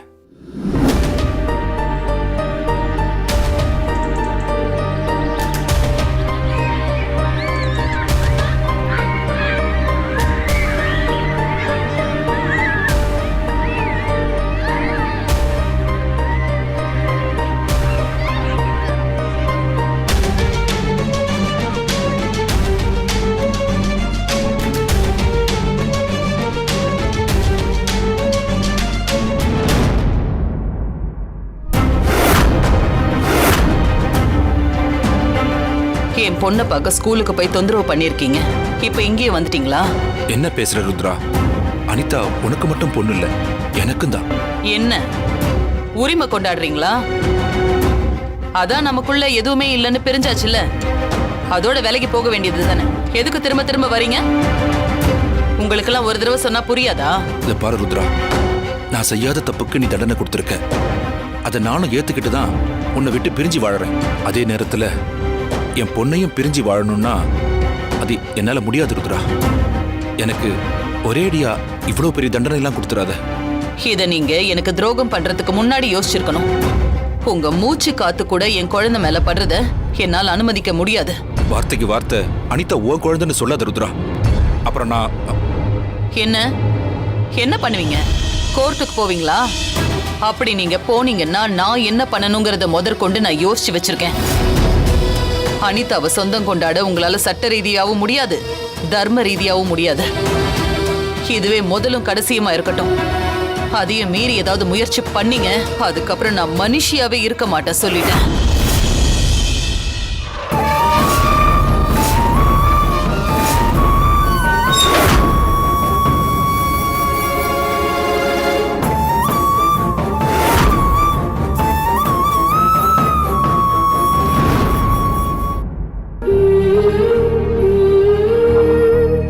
நான் துரோகம் பண்ணிட்டேன்ற எண்ணம் மட்டும்தான் ருத்ராவோட மனசுல கெட்டியா பதிஞ்சிருக்கு. என் மேல தப்பு இல்லைன்னு எத்தனை முறை அவளுக்கு சொன்னாலும் அத அவ நம்ப மாட்டான்னு எனக்கு தெளிவா தெரிஞ்சதுக்கு அப்புறம் மன வலியோட நானும் ஒதுங்கிட்டேன். இங்கேயே இருந்தா என் பொண்ணை பார்க்கணும் போல தோணும். அதனால என் மேல அவளுக்கு இன்னும் வெறுப்பு அதிகமாகன்றதுனால நான் பாம்பேக்கு போய் ரெஸ்டாரண்ட் பிசினஸ் ஆரம்பிச்சு அதுல கவனம் செலுத்த ஆரம்பிச்சேன். 14 வருஷம் கடுமையா உழைச்சி அந்த பிசினஸ்ல நல்ல நிலைமைக்கு வந்ததுக்கு அப்புறம் தான் சென்னையில ஒரு பிரான்ச் ஆரம்பிச்சு இங்க வந்தேன். 14 வருஷத்துக்கு அப்புறம் ஓ மூலமா தான் முதல்ல ருத்ராவை கோயில்ல பார்த்தேன். அப்பவே நீங்க ஏங்கய்யா இந்த உண்மையை என்கிட்ட சொல்லல? சந்தோஷமான விஷயமா இருந்தா பகிர்ந்துக்கலாம். மனவேதனை தர ஒரு விஷயத்த எதுக்கு உங்ககிட்ட சொல்லி உன்னையும் கஷ்டப்படுத்தணும்னு நினைச்ச சக்தி. எங்களை பிரிக்க தெரிஞ்ச காலத்துக்கு சேர்த்து வைக்க மனசு இல்ல. என்ன பண்றது? நான் அதுக்கான முயற்சி எடுக்கிறேங்கய்யா. 2 நல்லவங்களும் பிரிஞ்சு வாழக்கூடாது, சேர்ந்துதான் வாழணும். சக்தி, உன்னோட முயற்சி தேவையில்லாத ரிஸ்க்குமா. அது உனக்கு தான் பிரச்சனையில முடியும். வேண்டாம். எடுத்த உடனே நான் வெளிப்படையா சொல்ல மாட்டேங்கய்யா. அவங்க மனசுல என்ன இருக்குன்னு தெரிஞ்சுக்கிட்டு அப்புறம் கொஞ்சம் கொஞ்சமா தான் அவங்க மனசை மாத்துறதுக்கான வேலையை நான் பண்ணுவேன்.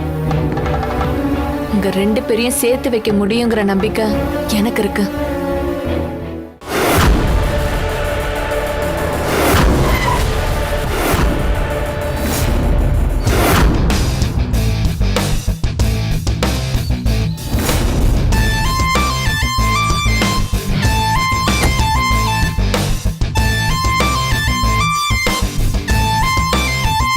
Hey security.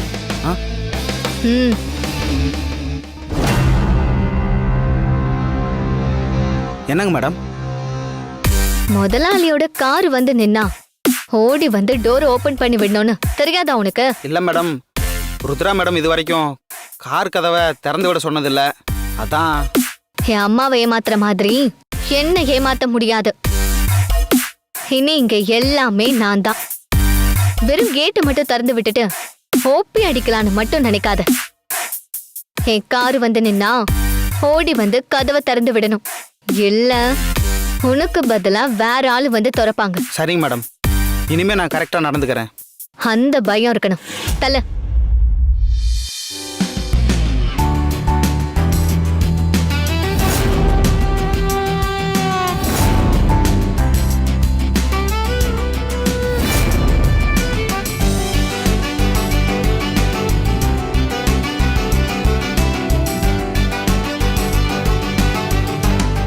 Good morning madam.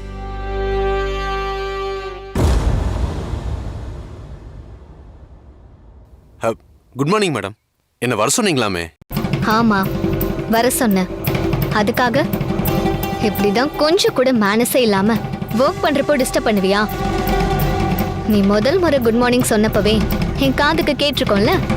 அப்புறம் என்ன 2வது ஒரு வாட்டி அழுத்தி குட் மார்னிங் சொல்ற?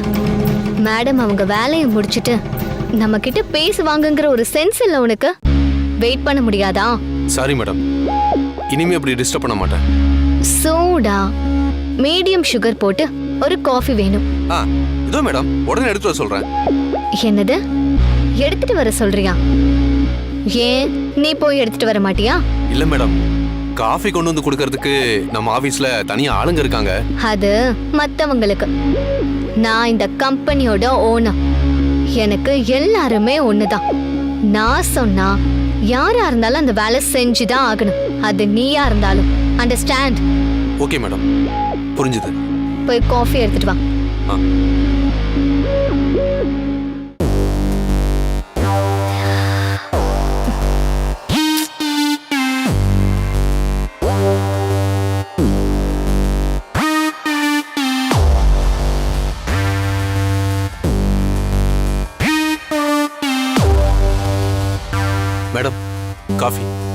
வை.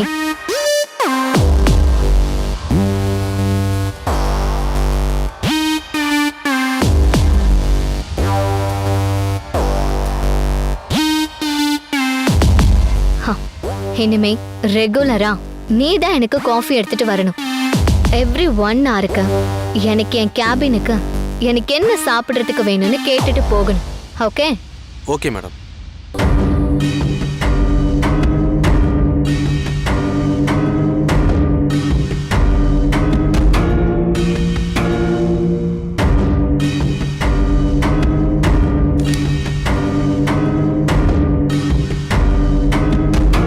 அந்த டிஷ்யூ பேப்பர் டஸ்ட்பின்ல விழாம கீழே விழுந்துருச்சு பாரு. அதை ப்ராப்பரா எடுத்து உள்ள போடு.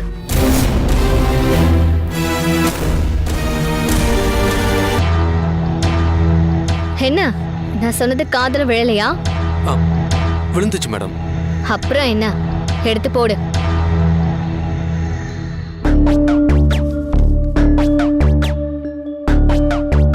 ஹலோ, சொல்லுங்க மேடம். ஆக்சுவலி மம்மி எனக்கு ஒரு அசைன்மெண்ட் கொடுத்திருக்காங்க. லிசன், இமீடியட்டா நமக்கு 5000 பீசஸ் பனாரஸ் பிரைடல் சாரீஸ் வேணும்னு இன்வாய்ஸ் ரைஸ் பண்ணி அதுக்கான ஆர்டரை கொடுத்துரு. மேடம், எடுத்ததுமே 5000 புடவைக்கு ஆர்டர் கொடுக்க சொல்றீங்களே, ஒரே நேரத்துல அவ்வளோ புடவைங்களை வாங்கி நம்மால சேல் பண்ண முடியுமா மேடம்? உன்னால முடியாது, ஆனா என்னால சேல் பண்ண முடியும். கேள்வி கேட்காம நான் சொன்னதை மட்டும் செய். எதை எப்படி செய்யணும், என்ன செய்யணும்னு எனக்கு நீ ஐடியா கொடுக்காத. எனக்கு அது சுத்தமா பிடிக்காது. 5000 புடவையும் இன்னைக்கே எனக்கு வந்தாகணும். அண்டர்ஸ்டாண்ட்? கோ. ஹலோ, இதை யார் எடுத்துட்டு போவாங்க?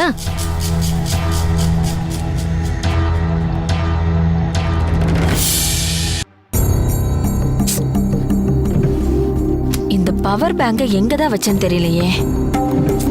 அவசரத்துக்கு தேடினா கிடைக்கவே கிடைக்காது. ஒருவேளை இவர் எடுத்து வச்சிருப்பாரோ?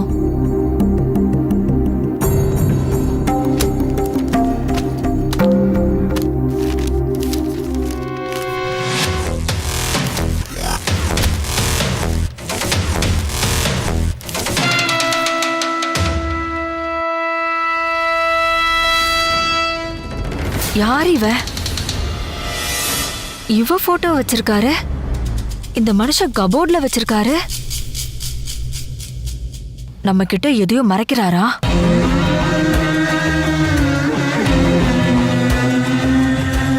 அந்த மனுஷன் எங்க போய் தொலைஞ்சாரு? வரட்டு, இன்னைக்கு 2ல 1 பாத்தறேன். இந்த வயசுக்கு மேல இந்த மனுஷனுக்கு இப்படியெல்லாம் வேற புத்தி போகுதா? மனசுக்குள்ள மார்க்கண்டைய நினைப்பு. இன்னைக்கு இதுக்கு ஒரு முடிவு காட்டுறேன். இப்படியே விட்டா இது சரிப்பட்டு வராது.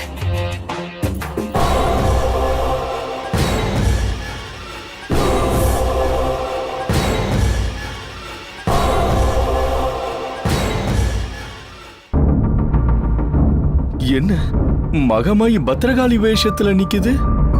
என்னாச்சுன்னு தெரியலையே. என்னாச்சு இந்துமா?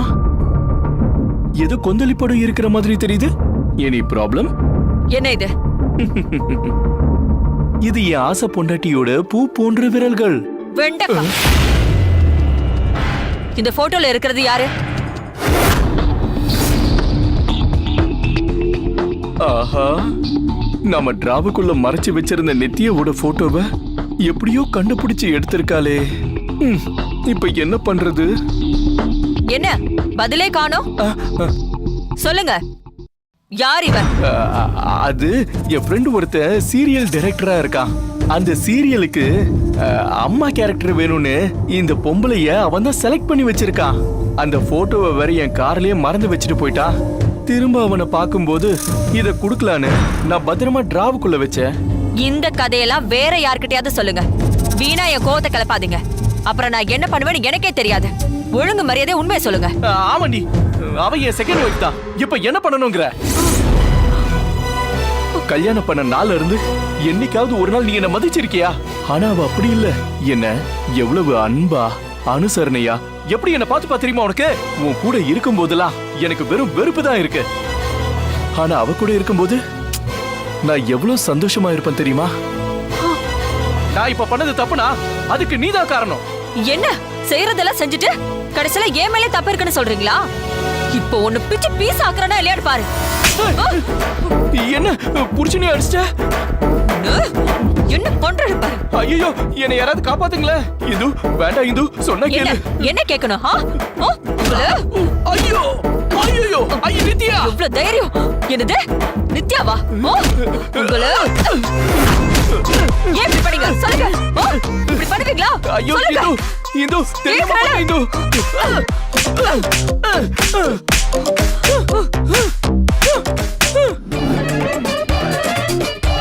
என்ன கேட்டுக்கிட்டே இருக்கே, அப்படியே சில மாதிரி நிக்கிறீங்க. இது யாருன்னு ஒழுங்கு மரியாதையா சொல்லிடுங்க. எத்தனை நாளா இது நடக்குது? இந்துமா, என்னம்மா என்ன போய் எப்படி நினைச்சிட்ட? நமக்கு கல்யாண வயசுல பையன் இருக்கா, காலேஜுக்கு போற பொண்ணு பையனும் இருக்காங்க. இந்த வயசுல நான் போய் எப்படி? நான் சொல்றது உண்மைடாமா?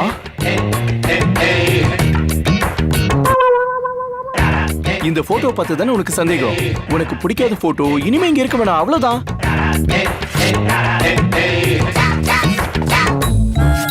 போதுமா? போ. இனிமே இந்த மாதிரி போட்டோ எல்லாம் வீட்டுக்குள்ள வந்துச்சு அப்புறம் நடக்கிறதே வேற.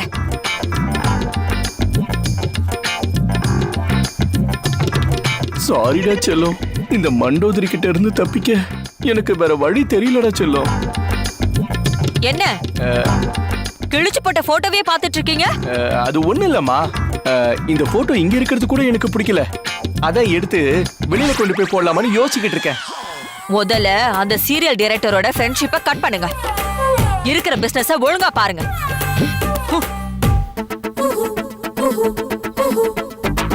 ஏப்பா, இவகிட்ட குடும்பம் நடத்துறதும் காஷ்மீர் எல்லையில நிக்கிறதும் ஒண்ணு. எந்த நேரமும் பதட்டத்திலேயே வச்சிருக்காளே. சாரி செல்ல, ஒன்ன கிழிச்சிட்டேன், அவளை கிழிக்கணும் முதல்ல. ருத்ராமா நம்ம பொண்ணுக்கு டெக்ஸ்டைல்ஸை பாத்துக்கிற பொறுப்பை கொடுத்துருக்காங்க. அவ அதுல நல்லா வேலை பார்த்து சீக்கிரமே எம்டி ஆயிடுவா. அதுக்கப்புறமா ருத்ராமா கிட்ட இருக்கிற சிஇஓ போஸ்டும் அவளுக்கே கிடைச்சிருச்சுன்னா கூடிய சீக்கிரமே ருத்ரா குரூப் ஆஃப் கம்பெனிஸ்க்கு அவ ராணி ஆயிடுவா. நாம என்ன நினைச்சு குழந்தைய மாத்தி வச்சோமோ அது எல்லாம் நடக்க போகுது.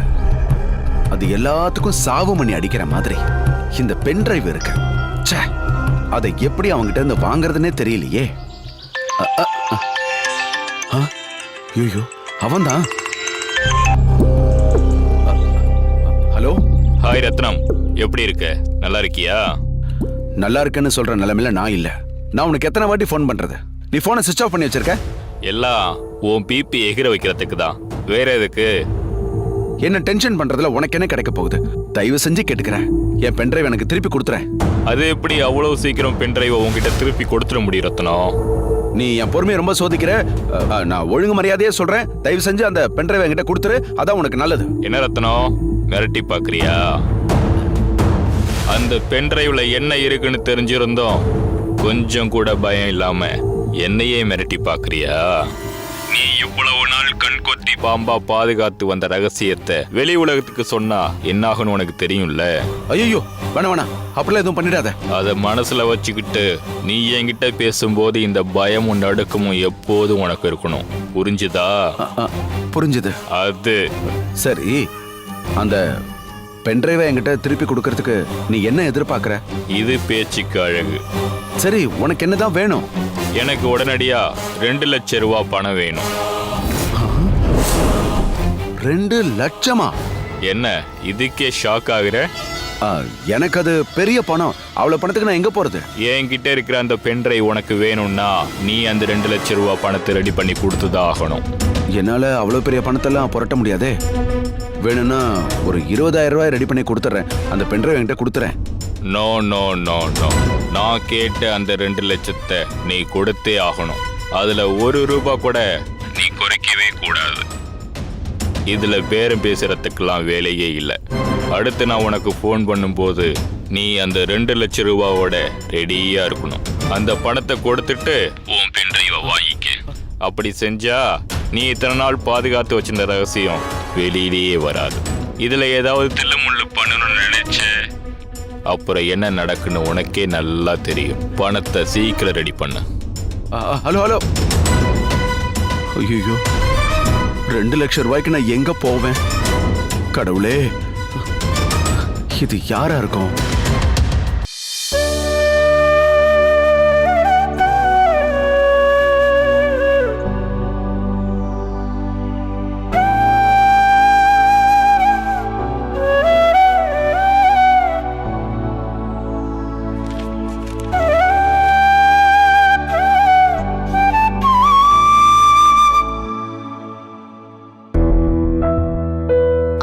அம்மா, என்ன சக்தி? நான் அவுட் ஹவுஸ க்ளீன் பண்ணிட்டு இருந்தப்ப இந்த ட்ரெஸ்ஸுங்கெல்லாம் அங்க கிடந்தது. இதெல்லாம் பார்த்தா பழைய ட்ரெஸ் மாதிரி தெரியுது. அதான் இதெல்லாம் எடுத்துட்டு போய் யாருக்காவது கொடுக்கலாமா, இல்ல? அந்த துணியெல்லாம் எடுத்து வெளியில வை. சரிங்கம்மா. பார்த்து சொல்றேன். ம்.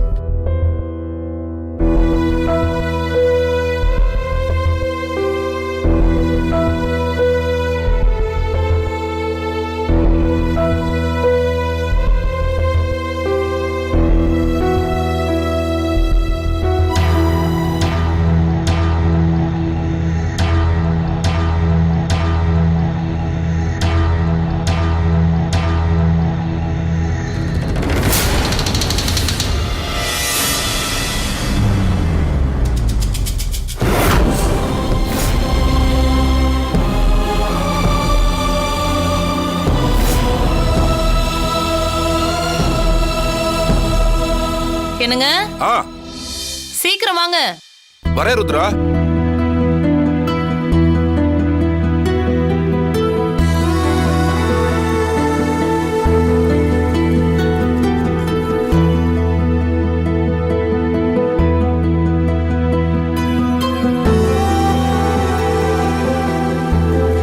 என்ன ருத்ரா, வச்ச கண்ணு வாங்காம என்ன அப்படியே பாத்துக்கிட்டு இருக்க? நீங்க இந்த வேட்டி சட்டையில எவ்வளவு கம்பீரமா இருக்கீங்க தெரியுமா? அப்படியா? ஆமாங்க, வேட்டி சட்டை உங்களுக்கு ரொம்ப பொருத்தமா இருக்கு. அப்படின்னா இனிமே ஆபீஸ்க்கும் இதே ட்ரெஸ் கோட மெயின்டைன் பண்ணிரட்டுமா? பண்ணுங்களேன், அதுவும் நல்லாதான் இருக்கும். சரி, டைம் ஆச்சு, போலாமா? போலாம் வாங்க.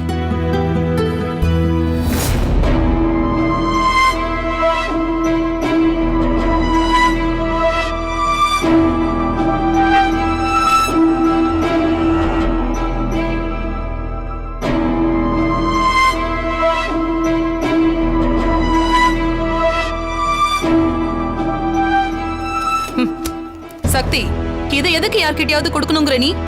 இல்லங்கம்மா, வீட்ல பழைய துணி இருந்தா ஆகாதுன்னு சொல்லுவாங்க, அதான்.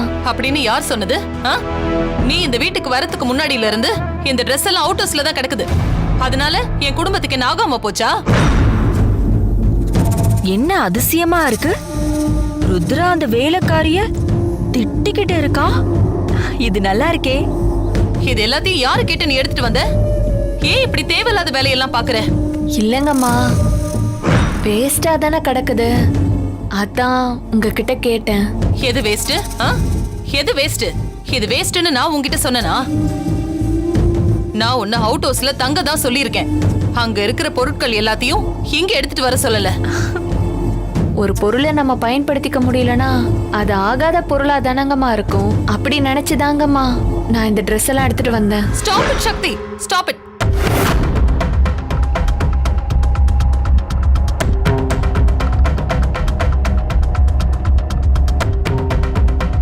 நான் உனக்கு எல்லா விஷயத்திலயும் சப்போர்ட் பண்றதுனாலதான் நீ இப்படி துடுக்குத்தனமான வேலையெல்லாம் பண்ணிட்டு இருக்கன்னு நினைக்கிறேன். எல்லாத்துக்கும் ஒரு லிமிட் இருக்கு. இந்த வீட்ல எது தேவையானது எது தேவையில்லாததுன்னு நான் தான் முடிவு பண்ணணும், நீ இல்ல. ஆஹா, எத்தனையோ தடவை இந்த சக்திங்கிற மீனை மசாலா தடவி வறுக்க பார்த்தோம். நம்மளால அது முடியவே இல்லை. இன்னைக்கு அந்த மீனே தானா துள்ளி குதிச்சு மசாலா பூசிக்கிட்டது மட்டும் இல்லாம எண்ணெய் சட்டியில விழுந்து அழகா பொரிஞ்சிட்டு இருக்கே. ஐயோ, பார்க்கவே பேரானந்தமா இருக்கு. நாமளும் இந்த மீனை கொஞ்சம் பொரிச்சு பாப்போம்.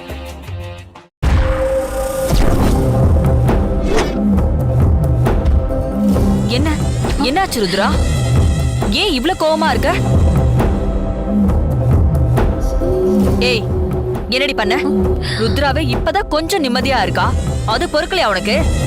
ருத்ராவுக்கு பிடிக்காததை செஞ்சா அவளுக்கு பயங்கரமா கோவம் வரும்னு உனக்கு தெரியாது? எல்லாம் ருத்ரா உனக்கு கொடுக்கிற இடம் தான். அதான் இப்படி தேவையில்லாத வேலையெல்லாம் பாத்துட்டு இருக்க.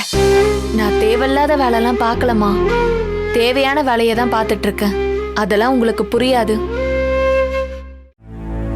ஏய் கேட்டுக்கிட்டே இருக்கேன், அப்படியே நிக்கிற. சொல்லுடி, ருத்ரா கோவப்படுற அளவுக்கு என்ன பண்ண? அண்ணி விடுங்க, அவ மேல எந்த தப்பும் இல்ல. நான் தான் கொஞ்சம் எமோஷன்ல திட்டிட்டேன்.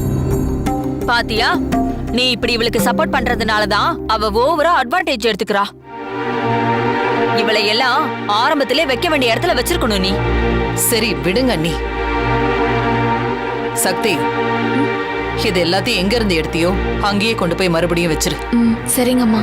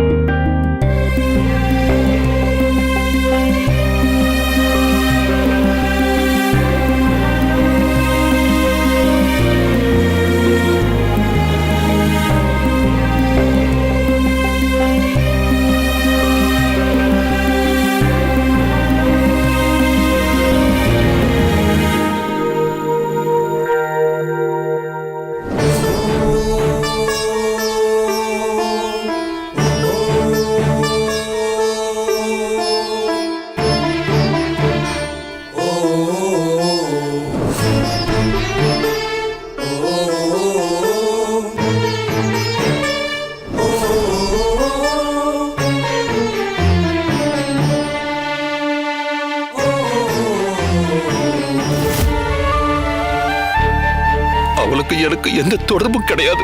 இனிமே என் வாழ்க்கையில நீங்க எனக்கு தேவையில்ல. தயவு செஞ்சு நீங்க வீட்டை விட்டு வெளியில போங்க.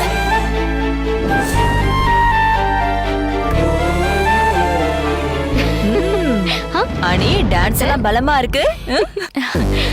நம்ம டெக்ஸ்டைல்ஸ் பாத்துக்கிற பொறுப்பை உங்க அம்மா உன்கிட்ட ஒப்படைச்சிட்டா. அந்த பொறுப்பை ஏத்துக்கிட்டு ஃபர்ஸ்ட் டைம் ஆபீஸ்க்கு போனல, அந்த எக்ஸ்பீரியன்ஸ் எப்படி இருந்துச்சு சொல்லு? சூப்பரா இருந்தது அத்தை, ரொம்ப என்ஜாய் பண்ணேன். ரொம்ப சந்தோஷம் மருமகளே. இதுல உன் மொத்த திறமையும் காட்டி இப்ப வர லாபத்தை விடவும் அதிகமா லாபம் வர மாதிரி பண்ணிடு. அப்பதான் நீ விரும்பினது உனக்கு கிடைக்கும். கண்டிப்பா கிடைக்கும் அத்தை. இன்னைக்கு முதல் நாள்லே 2 கோடி ரூபாய் லாபம் வர்றதுக்கான வேலையை ஆரம்பிச்சிட்டேன். என்ன மருமகளே சொல்ற? எடுத்த உடனே 2 கோடி ரூபாய் லாபம் வரப்போகுதா? ஆமா அத்தை. எப்படி?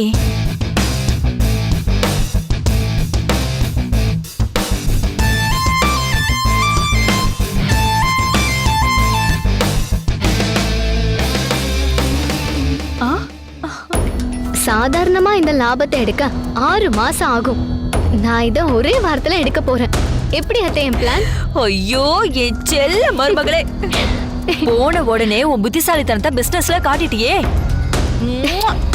உனக்கு கொடுத்த பொறுப்பை புரிஞ்சுக்கிட்டு பிக்கப் ஆகுறதுக்கு எப்படியும் 1 மாசம் தேவைப்படும் நினைச்சேன். ஆனா நீ ஒரே நாள்ல ராக்கெட் வேகத்துல எடுத்துட்டிய மருமகளே. எனக்கே பிரமிப்பா இருக்கு தெரியுமா? புலிக்கு பிறந்தது பூனை ஆகாதுங்கிறது கரெக்டா தான் இருக்கு. இப்படி எல்லாம் லாபம் சம்பாரிச்சு கொடுக்கறது எனக்கு பெரிய விஷயமே இல்ல. ஜுஜுபி மேட்டர். இதுக்கு என்னமோ பெரிய எக்ஸ்பீரியன்ஸ் இருக்கணும்னா அது இதுன்னு மம்மி தான் ரொம்ப அழட்டிக்கிட்டாங்க. சொடுக்கு போடுற நேரத்துல பெரிய லாபம் வர மாதிரி எப்படி ஐடியா பண்ண பாத்தீங்களா? மம்மி தான் என் டேலண்டே புரிஞ்சுக்க மாட்டேங்கிறாங்க அத்தை. இன்னும் என்ன குழந்தையாவே பாத்துட்டு இருக்காங்க. ஓ மேல உன் திறமை மேல எனக்கு இருக்கிற அசைக்க முடியாத நம்பிக்கை உன்னை பெத்த தாய்க்கு இல்லங்கிறது எனக்கு வருத்தமா தான் இருக்கு. என்ன பண்றது, ருத்ராவோட குணமே குடும்பத்தாளுங்களை நம்புறதை விடவும் வேலைக்காரி அதிகமா நம்புறதுதான். அத்தை, இந்த சந்தோஷமான நேரத்துல அந்த வேலைக்காரி எதுக்கத்தை ஞாபகப்படுத்துறீங்க? எனக்கு அப்படியே டென்ஷன் ஆகுது. சரி சரி சரி, எதுக்கு டென்ஷன் ஆகுற? இப்ப எதுக்கு அவளை பத்தி நாம பேசிக்கிட்டா? இங்க பாரு நீ, 1 வாரத்துல 2 கோடி ரூபாய் நம்ம டெக்ஸ்டைல்ஸ்க்கு லாபம் வரும்னு சொல்றல்ல, அது வந்ததும் என்கிட்ட வந்து சொல்லு. நான் போய் ருத்ரா கிட்ட என் மருமக உன்னை விட பிசினஸ்ல கெட்டிக்காரி, அதனால எம்டி போஸ்டிங் அனிதாவுக்கும் சிஇஓ போஸ்டிங் சிவாவுக்கு கொடுத்துட்டு நீ வீட்ல உட்கார்ந்து ரெஸ்ட் எடு. பிசினஸ்ல இது சிவாவுக்கும் அனிதாவுக்குமான காலம்னு நான் அவகிட்ட அடிச்சு பேசுறேன். சரிங்க அத்தை, உங்க சப்போர்ட் இருக்கிற வரைக்கும் நான் வாழ்க்கையில மேல மேல போய்கிட்டே தான் இருப்பேன். ஐயோ, அதுதான் இந்த அத்தையோட ஆசையும். செல்ல மருமகளே. சரி, இந்த சந்தோஷத்தோடயே நிம்மதியா படுத்து தூங்கு. காலையில பார்க்கலாம். Good night. Good night.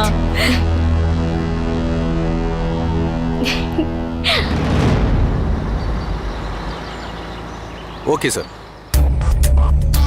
ஐயோ, இவங்ககிட்ட எத்தனை முறை சொன்னாலும் திரும்ப திரும்ப வந்து நம்மளை டிஸ்டர்ப் பண்றாங்களே. இவங்களுக்கு எப்படி சொல்லி புரிய வைக்கிறதுனே தெரியலையே.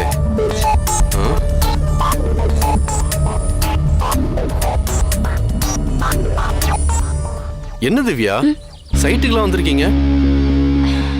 சைட் அடிக்கத்தான். எனக்கு அர்ஜென்ட்டா வேலை இருக்கு, நான் கிளம்பணும். என்ன அவாய்ட் பண்றதுக்காக இல்லாத வேலைய இருக்கிறதா சொல்லி கிளம்புறீங்கன்னு எனக்கு தெரியும். என் மனசை புரிஞ்சுக்கவே மாட்டீங்கல்ல. நான் என்ன சொன்னாலும் அதை புரிஞ்சுக்கிற மனநிலைமையில நீங்க தான் இல்ல திவ்யா. அதனால நான் எந்த விளக்கமும் கொடுக்க போறதில்ல. நான் போகணும். நீங்க போறத நான் தடுக்க மாட்டேன். தாராளமா போங்க.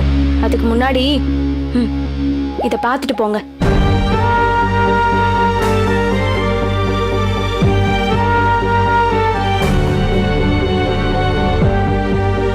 என்ன திவ்யா இது? என்ன பண்ணி வச்சிருக்கீங்க? எதுக்கு கையை இப்படி கிழிச்சு வச்சிருக்கீங்க? உங்களை எந்த காலத்திலயும் என்னால மறக்க முடியாதுங்கிறதுக்கான அடையாளம் தான் இந்த கீறல். நான் ஏதோ இன்ஃபாக்சுவேஷனால உங்களை லவ் பண்றேன்னு நினைக்கிறீங்களா? I am matured Arun. இன்னும் எத்தனை வருஷம் ஆனாலும் உங்க மேல எனக்கு இருக்கிற லவ் மாறவே மாறாது. இப்பவாவது என் மனசுக்குள்ள நீங்க எந்த அளவுக்கு இருக்கீங்கன்னு புரிஞ்சுக்கோங்க. வேணா திவ்யா, இது சரியா இருக்காது. பெரிய பிரச்சனையில தான் முடியும். நீங்க புரிஞ்சுக்காம இந்த மாதிரிலாம் பண்ணிட்டு இருக்கீங்க. இங்க பாருங்க அருண், நீங்க என்கிட்ட பேசாம அவாய்ட் பண்ணிட்டு போலாம். அதுக்கு உங்களுக்கு ரைட்ஸ் இருக்கு. ஆனா நான் உங்களை லவ் பண்ண கூடாதுன்னு சொல்ற ரைட்ஸ் உங்களுக்கு கிடையாது. என் மனசுல நீங்களும் என் கையில இந்த கீறலும் எப்பவும் இருந்துகிட்டே தான் இருக்கும். திவ்யா,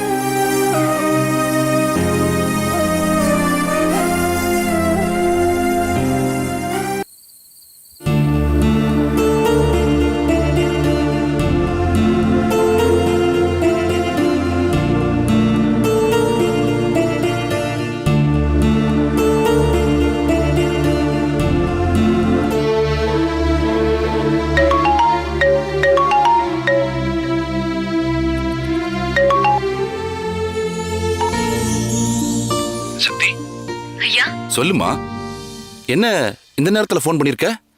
உங்ககிட்ட ஒரு முக்கியமான விஷயம் சொல்றதுக்காக தான் போன் பண்ணேன் ஐயா. என்னன்னு சொல்லுமா. ஐயா, ருத்ராமா உங்க மேல இப்பவும் கோவத்தோட தான் இருக்காங்கன்னு நீங்க சொன்னீங்கல்ல. அப்படியெல்லாம் ஒண்ணுமே இல்ல. அவங்க இப்பவும் உங்க மேல உயிரே வச்சிருக்காங்க. எதை வச்சுமா சொல்ற? இன்னைக்கு நான் அவுட் ஹவுஸ கிளீன் பண்ணிட்டு இருந்தப்ப அங்க உங்களோட ட்ரெஸ்ஸுங்க எல்லாம் இருந்துச்சுங்க ஐயா.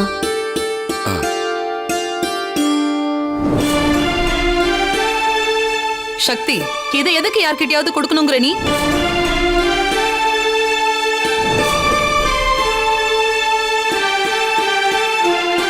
உங்க மேல இருக்கிற பிரியத்துல என் மேல அவங்க அப்படி கோவப்பட்டது எனக்கு எவ்வளவு சந்தோஷமா இருந்துச்சு தெரியுமா?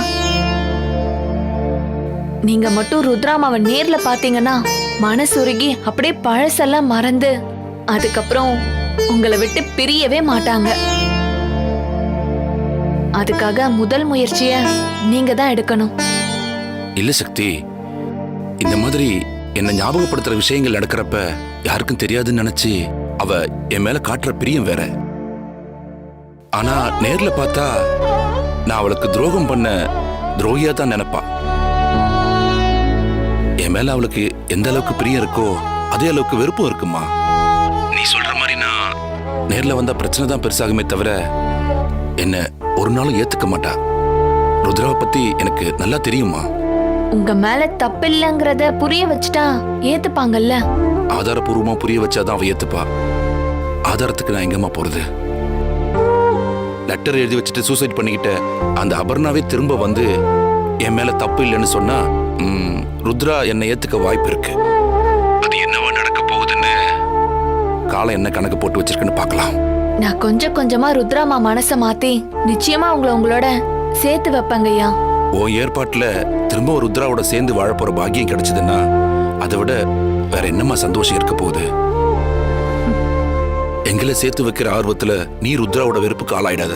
அதெல்லாம் நான் பாத்துக்கிறேங்கய்யா, நீங்க கவலைப்படாம இருங்க. சரிம்மா, டைம் ஆச்சு, நீ போய் தூங்கு.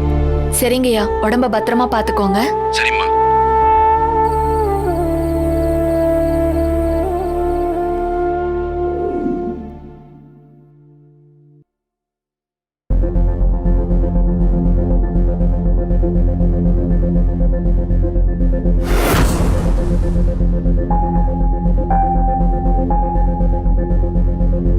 என்ன சிவா இது? நம்ம ருத்ரா டெக்ஸ்டைல்ஸ்க்கு ஒரே நாள்ல 5000 சாரீஸ் பர்ச்சேஸ் பண்ணிருக்கு. அதுல வெறும் 50 சாரீஸ் தான் சேல்ஸ் ஆயிருக்கு. மீதி 4950 சாரீஸ் சேல்ஸ் ஆகாம குடோன்லயே இருக்கு. 6 கோடியே 50 லட்சம் ரூபாய் இன்வெஸ்ட்மெண்ட். இவ்ளோ சாரீஸ் வாங்கிட்டு அதுல வெறும் 50 மட்டும் தான் சேல்ஸ் ஆயிருக்குன்னா எனக்கு புரியவே இல்ல. மீதி சாரீஸ் எல்லாம் அப்படியே குடோன்லயே இருந்து வேஸ்டா போகணுமா? அடுத்து நம்ம புதுசா லான்ச் பண்ண போற காஸ்மெட்டிக்ஸ் ப்ராடக்ட் சம்பந்தமா டீலர்ஸோட மீட்டிங்லயே பிஸியா இருந்தனால இதுல என்னால கவனம் செலுத்த முடியல. என்ன சிவா, கவனம் செலுத்த முடியலன்னு சாதாரணமா சொல்ற? எல்லாத்தையும் நீதானே பாத்துக்கணும். 6 crores சிவா, 6 கோடி ரூபாய் இன்வெஸ்ட் பண்ணிருக்கோம். அது ஃபுல்லா லாஸ் ஆக போகுது சிவா. குறைஞ்ச பட்சம் போட்ட பணத்தை திருப்பி எடுக்கிறதுக்கு கூட வாய்ப்பில்லை. It's a very big loss, Shiva. I'm sorry, அத்தை. நான் தான் கவனமா இருந்திருக்கணும். இப்ப சாரி கேட்டு என்ன பண்றது? நீ இருந்தும் இப்படி நடந்திருக்கிறது தான் எனக்கு ரொம்ப வருத்தமா இருக்கு. ஏன் அருண், சிவா தான் பிஸியா இருந்தான், நீ என்ன பண்ணிட்டு இருந்த? நம்ம டெக்ஸ்டைலுக்கு கூடுதல் மேனேஜர் பொறுப்பையும் நீ தானே பாத்துக்கிட்டு இருக்க. எவ்வளவு சாரி சேல்ஸ் ஆகும்னு உனக்கு தெரியாதா? அதுக்கு ஏத்த மாதிரி தானே பர்ச்சேஸ் பண்ணிருக்கணும். எதுக்கு லம்பா இவ்ளோ சாரீஸ் வாங்குறதுக்கு நீ ஒத்துக்கிட்ட? நான் கூட அனிதா மேடம் கிட்ட இவ்வளோ வாங்க வேணாம் தான் சொன்னேன் மேடம். ஆனா அவங்க தான் நான் சொல்றத செய்யறது தான் உன் வேலை, பிசினஸ் விஷயத்துல நீ எனக்கு எதுவும் அட்வைஸ் சொல்ல வேண்டாம்னு சொல்லிட்டாங்க. ஏன் அருண், அனிதா அடமெண்டா அப்படி சொல்லியிருந்தாலும் நீ உடனே எனக்கோ இல்ல சிவாவுக்கோ ஃபோன் பண்ணி இந்த விஷயத்தை இன்ஃபார்ம் பண்ணிருக்கலாம்ல, ஏன் பண்ணல? அப்படி சொல்லியிருந்தா அனிதா மேடம் அதுக்கு என் மேல கோவப்படுவாங்க. அதுக்கு பயந்துகிட்டு தான் மேடம் நான் உங்ககிட்ட எதுவும் சொல்லல. அவ உன்னை கோச்சுக்கிட்டா உனக்கு வேலையே போயிடும்னு நினைச்சிட்டியா? நீ இந்த விஷயத்தை எங்க கிட்ட சொல்லி இருந்தனா இப்ப இவ்ளோ பெரிய லாஸ் நமக்கு வந்திருக்காதுல்ல. நீங்க 2 பேரும் அனிதாவை கைட் பண்ணுவீங்க, அதுல எந்த தப்பும் நடக்கிறதுக்கு சான்ஸ் இல்லன்னு தான் வேற ஸ்டேட்ஸ்ல நான் கம்பெனி ஆரம்பிக்கிறது சம்பந்தமா பேச்சுவார்த்தை நடத்திட்டு இருந்தேன். நீங்களே இப்படி கவனக்குறைவா இருந்தா எப்படி? அனிதா, அனிதா, நம்ம டெக்ஸ்டைல்ஸ்க்கு நீதான் சாரீஸ் எல்லாம் ஆர்டர் கொடுத்து வாங்குனியா? எஸ் மம்மி, 5000 சாரி ஆர்டர் கொடுத்து வாங்கியிருக்கேன். யாரை கேட்டு அவ்வளவு வாங்கின? நான் யாரை கேட்கணும் மம்மி? என் திறமையை டெஸ்ட் பண்றதுக்காக நம்ம டெக்ஸ்டைல பாத்துக்கிற ஃபுல் பொறுப்பையும் எனக்கு நீங்க கொடுத்துருக்கீங்க. அதுல பெரிய லாபம் சம்பாரிச்சு கொடுத்தாதானே என்னோட டேலண்ட நான் உங்களுக்கு ப்ரூவ் பண்ண முடியும். அதனாலதான் அவ்வளவு சாரீஸ் வாங்கின மம்மி. இதான் உன்னோட டேலண்ட ப்ரூவ் பண்ற லட்சணமா? ஒரு புடவையோட விலை 13000 ரூபாய். 5000 புடவைக்கு 6 கோடியே 50 லட்சம் ரூபாய் கொடுத்து நீ வாங்கியிருக்க. இது வரைக்கும் 50 புடவைங்க மட்டும்தான் சேல்ஸ் பண்ணிருக்க. மீதி புடவைங்க எல்லாம் அப்படியே குடோன்லயே அடைஞ்சு கிடக்குது. மம்மி, அதெல்லாம் நான் ரொம்ப ஈஸியா சேல் பண்ணிடுவேன் மம்மி. எப்படி சேல்ஸ் பண்ணுவ? ஒரு புடவை வாங்கினா ஒரு புடவை ஃப்ரீங்கிற ஆஃபர் போட்டா போதும் மம்மி, எல்லாம் கட கடன்னு வித்து தீந்துரும். நீ சொல்ற மாதிரி ஆஃபர் கொடுத்து சேல் பண்ணா நமக்கு எப்படி லாபம் கிடைக்கும்? லாபம் இல்லாமலே நான் அப்படி ஆஃபர் போடுவேன் சிவா. புடவையோட கம்பெனி விலையே 13000 தான். 2 புடவையோட அசல் ரேட்டு 26000 ரூபாய்.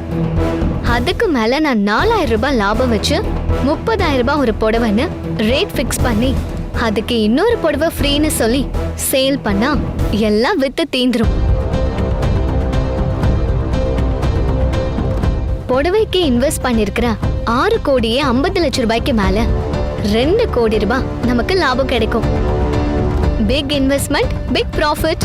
2 புடவையோட விலைய ஒரு புடவையோட விலையா ஃபிக்ஸ் பண்ணி இன்னொரு புடவைய ஃப்ரீன்னு சொல்லி ஆஃபர் கொடுத்தா நம்ம கடைக்கு அப்படியே கூட்டம் அலையா வந்து எல்லா புடவையும் அள்ளிக்கிட்டு போயிடுவாங்கல்ல. இதான் உன்னோட பிசினஸ் ஸ்ட்ராட்டஜியா?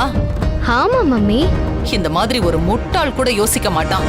ஆனா ஏன் பொண்ணா பிறந்துட்டு நீ யோசிச்சிருக்க.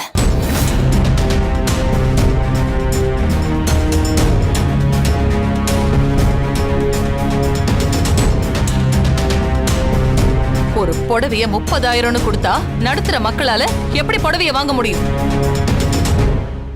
மத்த கடையை விட நம்ம கடையில விலை கம்மிங்கிறதுனாலதான் அவ்வளவு பேரு நம்ம கடைக்கு வந்து துணிங்களை வாங்கிட்டு போறாங்க.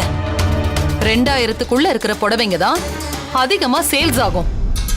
அதை நாம குவாலிட்டியா கொடுக்கறோம். மக்களோட வாங்கும் சக்திக்கு ஏத்த மாதிரி தான் நம்ம பொருளுங்களோட விலையும் இருக்கணும். அப்பதான் விற்பனை ஆகும். ஒரு புடவைய 13,000க்கு வாங்கி 30,000 ரூபாய்க்கு விற்க நினைக்கிறது முட்டாள்தனத்தோட உச்ச கட்டம். அதைத்தான் நீ பண்ணிருக்க. என்ன ரொம்ப தான் அவமானப்படுத்துறீங்க மம்மி. உன்னால எவ்வளவு பெரிய லாஸ் ஆயிருக்குன்னு சுட்டி காட்டுறது உன்னை அவமானப்படுத்துற மாதிரி இருக்கா? பெரிய அளவுல லாபம் கிடைக்கும்னா நான் அப்படி பண்ணேன். இப்ப நீங்க தெளிவா சொன்னதுக்கு அப்புறம் தான் நான் பண்ணிருக்கிற தப்பே எனக்கு புரியுது. இனிமே இப்படி தப்பு வராம நான் பாத்துக்கிறேன் மம்மி. இப்படி சொல்லிட்டா எல்லாம் சரியா போச்சா? ஒரே ஆர்டர்ல 6 கோடி ரூபாய் நீ லாஸ் பண்ணிருக்க. நீ வாங்கின புடவைங்களை வச்சு என்ன பண்றது? அதை திரும்ப ரிட்டர்ன் பண்ணவும் முடியாது. அது அப்படியே குடோன்லயே கடந்து வேஸ்டா போக வேண்டியதுதான். நீ 5000 புடவை வாங்கணும்னு சொன்னப்ப இவ்வளவு புடவை வாங்க வேணாம் தானே அருண் உங்ககிட்ட சொல்லிருக்காரு. ஆனா நீ என்னன்னா அதெல்லாம் உதாசீனப்படுத்திட்டு உன் இஷ்டத்துக்கு நீ இப்படி பண்ணிருக்க. எக்ஸ்பீரியன்ஸ் ஆனவங்க சொன்னா கேட்டுக்கணும், ஈகோ பார்க்க கூடாது. ஹோ, அப்படின்னா இந்த ஆளுதான் உங்ககிட்ட என்ன போட்டு கொடுத்திருக்கானா? Shut up Anitha. அருண் மேல கோவப்பட்டு அரைஞ்சு பல்ல கழட்டிடுவேன்.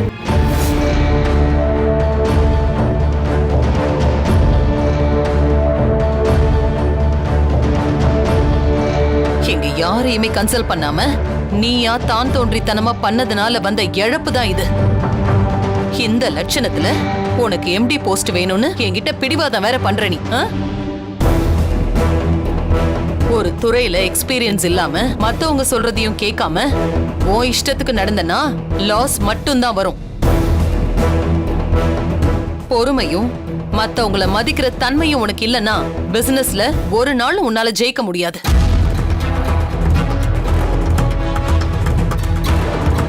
ஒண்ணு ஒன்னா சேர்ந்தாதான் 100, ஒரே அடியா கிடையாது.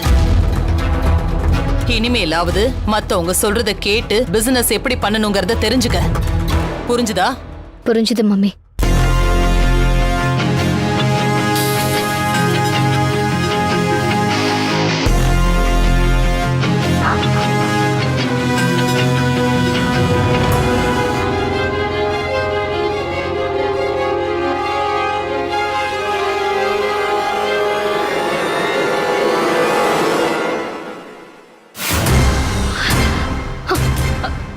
ஏய் அனிதா, அனி, அனி, அனிதா, அனிதா, அனிதா, அனி நில்லு. அனிதா, யாருன்னே தெரியல மாறி. 2 லட்ச ரூபா பணம் கொடு, அப்படி இல்லனா அந்த பென் டிரைவை சேர வேண்டிய இடத்துல சேர்த்துருவேன்னு மிரட்டுறான். என்னடா சொல்றீங்க? 2 லட்சம் பணம் கேக்குறானா? ஆமாங்கிற. அவ்வளவு பணம் கேட்டு மிரட்டுற அளவுக்கு அந்த பென் டிரைவ்ல அப்படி என்னதானே இருக்கு? டேய், தேவையில்லாத விஷயத்துல மூக்க நுழைக்கிறத நிறுத்த முதல்ல. ஏண்டா ஒருத்தன் தேவையில்லாம போன் பண்ணி மிரட்டிக்கிட்டு இருக்கான். அவன் யாருன்னு கண்டுபிடிக்கிறதுக்கு ஒரு வழி சொல்றானா அதை சொல்லாம திரும்ப திரும்ப பென் டிரைவ்ல என்ன இருக்கு, பென் டிரைவ்ல என்ன இருக்குன்னு அதே கேட்டுட்டு இருக்க. முதல்ல அவன் யாருன்னு கண்டுபிடிக்கிற வழியை சொல்றான். அண்ணே, அதெல்லாம் சிம்பிள் மேட்ருண்ணே. நீ அந்த நம்பரை கொடு, நமக்கு தெரிஞ்ச பசங்க இருக்காங்க, அவங்க கிட்ட கொடுத்தா அவன் யாரு, எங்க இருந்து பேசினா, இப்ப எங்க இருக்கான்றது வரைக்கும் அசால்ட்டா கண்டுபிடிச்சிருவானுங்க. என்ன கொஞ்சம் செலவாகும். டேய், எவ்வளவு செலவானாலும் பரவாயில்ல, முதல்ல அவன் யாருன்னு கண்டுபிடிக்கணும். அப்படி கண்டுபிடிச்சிட்ட அதுக்கப்புறம் அவனை அக்கு வேற ஆணி வேற பிரிச்சு எடுத்துருவேன். 2 லட்சம் வேணுமா அந்த ராஸ்கலுக்கு? அவனை விடக்கூடாது மாதிரி. அவன் யாருன்னு கண்டுபிடிச்சு ஈஸியா தூக்கிடலானே. நீங்க ஒன்றும் கவலைப்படாதீங்க. அவன் நம்பரை மட்டும் எனக்கு மெசேஜ் பண்ணுங்க. தோ பண்றேன்.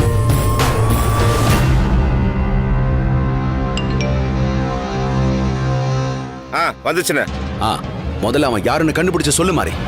சரிண்ணே. இந்த நம்பரை ட்ரேஸ் பண்ணி கண்டுபிடிக்கிற பசங்களுக்கு பணம் கொடுக்கணும். அப்பதான் கொஞ்சம் ஆர்வத்தோட வேலை பார்ப்பானுங்க.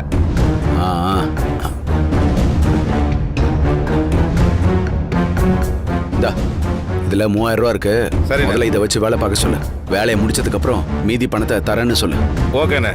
டேய், நீயே போய் அந்த பசங்களை பார்த்து அந்த ஃபோன் நம்பர் யாருதுன்னு கண்டுபிடிக்க சொல்லு. ஓகேண்ணே, இப்போ கிளம்புறேன். போ.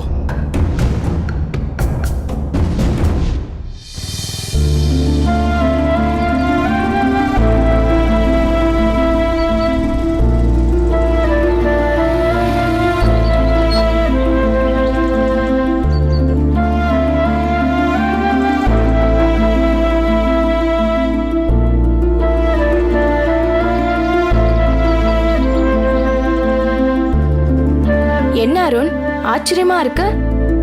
நான் தேடி தேடி வந்தாலும் என்னை பார்த்தும் பார்க்காத மாதிரி போவீங்க. ஆனா இப்ப என்ன தேடி வந்திருக்கீங்க?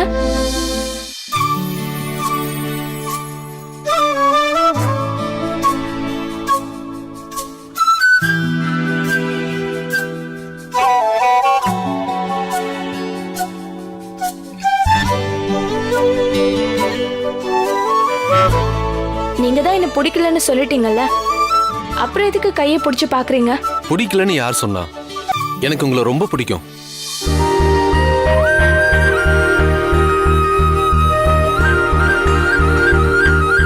நீங்க சொல்ற மத்த விஷயம் தான் எனக்கு பிடிக்கல. அது இருக்கட்டும், ஏன் இந்த காயத்துக்கு இன்னும் மருந்து போடாம இருக்கீங்க? இத நான் காயமா நினைச்சாதானே மருந்து போடணும். இது என்னோட லவ் சிம்பிள். இது எனக்கு வலி இல்ல, இது எனக்கு வலிக்கல, வாழ்க்கை. இந்த ஃபீலிங்லாம் உங்களுக்கு எங்க புரிய போகுது? எப்ப பார்த்தாலும் 80% ஹீரோ மாதிரி நீ பணக்காரி, நான் சாதாரண ஆளுன்னு கிளாஸ் எடுக்க ஆரம்பிச்சிடுவீங்க. ஆனா எனக்கு இது எதுவுமே தெரியாது. காதலிக்க மட்டும்தான் தெரியும். இத சொன்னா உங்களுக்கு எங்க புரிய போகுது? எனிவே, எனக்காக என் கையில இருக்க காயத்துக்கு வருத்தப்பட்டதுக்கு நன்றி. கிளம்புங்க. அதுக்காக நான் அப்படி விட்டுட்டு போயிட முடியுமா?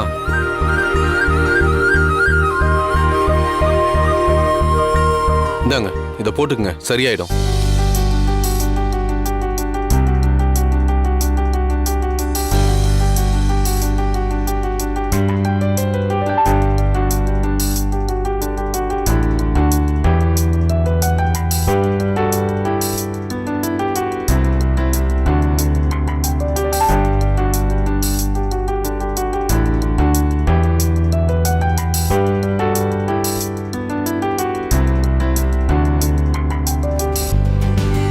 இப்ப கூட இந்த காயத்துக்கு நானும் ஒரு காரணங்கிறனால தான் மருந்து வாங்கிட்டு வந்தேன்.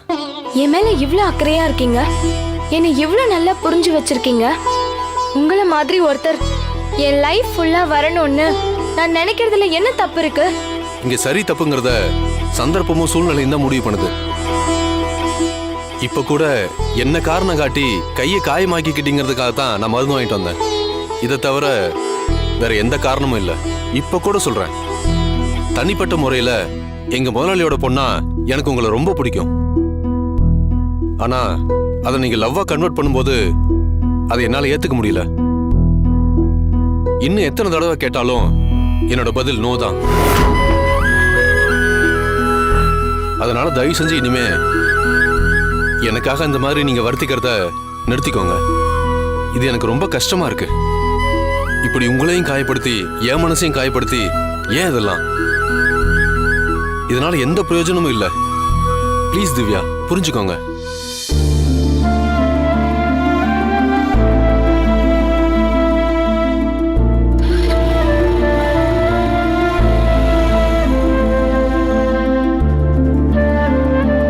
அருண், உங்களை என்னால எப்பவுமே மிஸ் பண்ணிட முடியாது.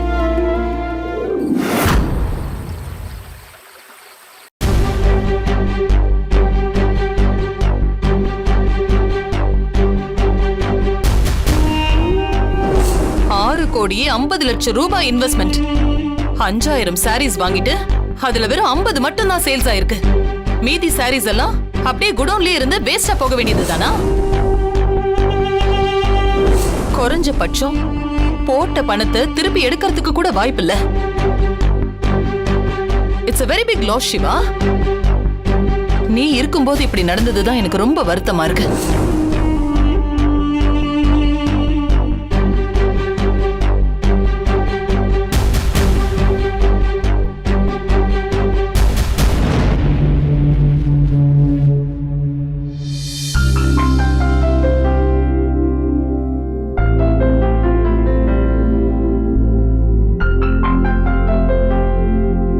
சார், என்னங்க சார், ருத்ராமா உங்க மேல கோவப்பட்டாங்கங்கிற வருத்தத்துல இருக்கீங்களா? அத்தை கோவப்படுறதுக்காக நான் எப்பவும் வருத்தப்பட மாட்டேன் சக்தி. ஏன்னா அவங்க கோவப்பட்டதுலயும் நியாயம் இருக்குல்ல. 6 கோடி ரூபாய் இன்வெஸ்ட் பண்ணி வாங்கின புடவையெல்லாம் இன்னும் சேலே ஆகாம குடோன்லயே இருக்குன்றத கேள்விப்பட்டா யாருக்கு தான் கோவம் வராது? இதெல்லாம் பெரிய லாஸ். இதெல்லாம் எப்படி நான் சரி பண்ணி அந்த புடவையெல்லாம் நான் சேல் பண்ண போறேன்னு நினைச்சா எனக்கே பயமா இருக்கு. அதை பத்தி தான் இப்ப யோசிச்சுட்டு இருக்கேன். நான் கூட இத பத்தி யோசனை பண்ணி பார்த்தேன் சார். எனக்கு ஒரு சின்ன ஐடியா தோணுச்சு. அதை உங்ககிட்ட சொல்லலாமா சார்? என்ன சக்தி இப்படி சொல்லிட்ட? அது சம்பந்தமா யார் ஐடியா கொடுத்தாலும் கேட்கறதுக்கு நான் தயாரா தான் இருக்கேன். என்னன்னு சொல்லு சக்தி. இப்போ நம்ம குடோன்ல இருக்கிற புடவைங்க எல்லாத்தையும் ப்ரீ ப்ளீட்டட் புடவைங்களா மாத்தி சேல்ஸ் பண்ணா அதை எல்லாரும் வாங்குவாங்க சார். ப்ரீ ப்ளீட்டட்னா என்னது? எனக்கு புரியலையே. இப்போ வேட்டி கட்ட தெரியாத ஆண்களுக்கெல்லாம் உடனே கட்டிக்கிற மாதிரி வேட்டி வந்திருக்குல்ல சார்? ஆமா, அந்த வேட்டி அப்படியே இடுப்புல சுத்திக்கிட்டு அந்த எலாஸ்டிக் அப்படியே ஒட்டிக்கிட்டா போதும். அதை அடிக்கடி கழட்டி மாட்ட தேவையில்லை. பாக்குறதுக்கும் நீட்டா இருக்கும். நான் சொன்ன ப்ரீ ப்ளீட்டட் புடவைங்கிறதும் அப்படிதான் சார். மாராப்பு மடிப்பு, முந்தான மடிப்பெல்லாம் முன்னாடியே ரெடி பண்ணி தச்சு வச்சிருவாங்க. அத பொண்ணுங்க கட்டுறதுக்கும் ரொம்ப ஈஸியா இருக்கும், பாக்குறதுக்கும் அழகா இருக்கும் சார். நீ சொல்ற புடவை டிசைனிங்கே புதுசா இருக்கு. நான் அது வரைக்கும் அந்த மாதிரி உன்னை கேள்விப்பட்டதும் இல்ல, பார்த்ததும் இல்ல. அந்த புடவை வீடியோலாம் என் போன்ல வச்சிருக்கேன் சார், பாக்குறீங்களா? ஷூர்.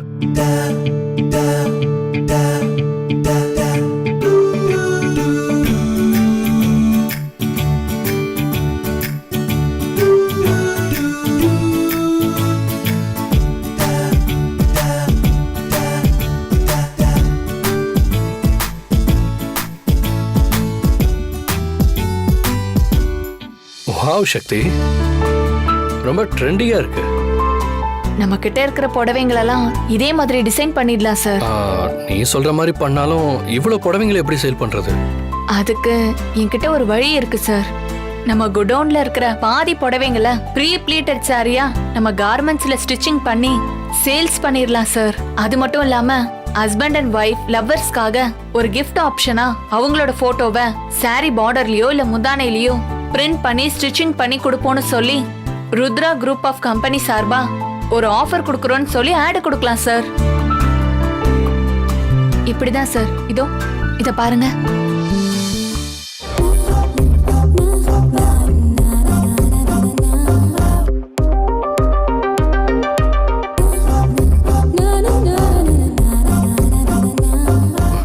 சூப்பர் சக்தி. ஆனா இதெல்லாம் எப்படி சேல் பண்றதுன்னு நினைச்சாதான் எனக்கு கொஞ்சம் கவலையா இருக்கு. அது ரொம்ப ஈஸி சார். நம்ம கம்பெனியோட காஸ்மெட்டிக் ஐட்டம்ஸ் எல்லாம் இந்தியா முழுக்க ஃபேமஸ் தானே? ஆமா, இந்தியால இருக்கிற எல்லா சிட்டிஸ்லயும் நம்ம ப்ராடக்ட் தான் அதிகமா சேல் ஆகுது. நம்மளுக்கு அது போதும் சார். பொதுவா கிராமத்துல இருக்கிற பொண்ணுங்களுக்கு தான் சேலை கட்ட தெரியும். நகரத்துல இருக்கிறவங்களுக்கு அது தெரியாது.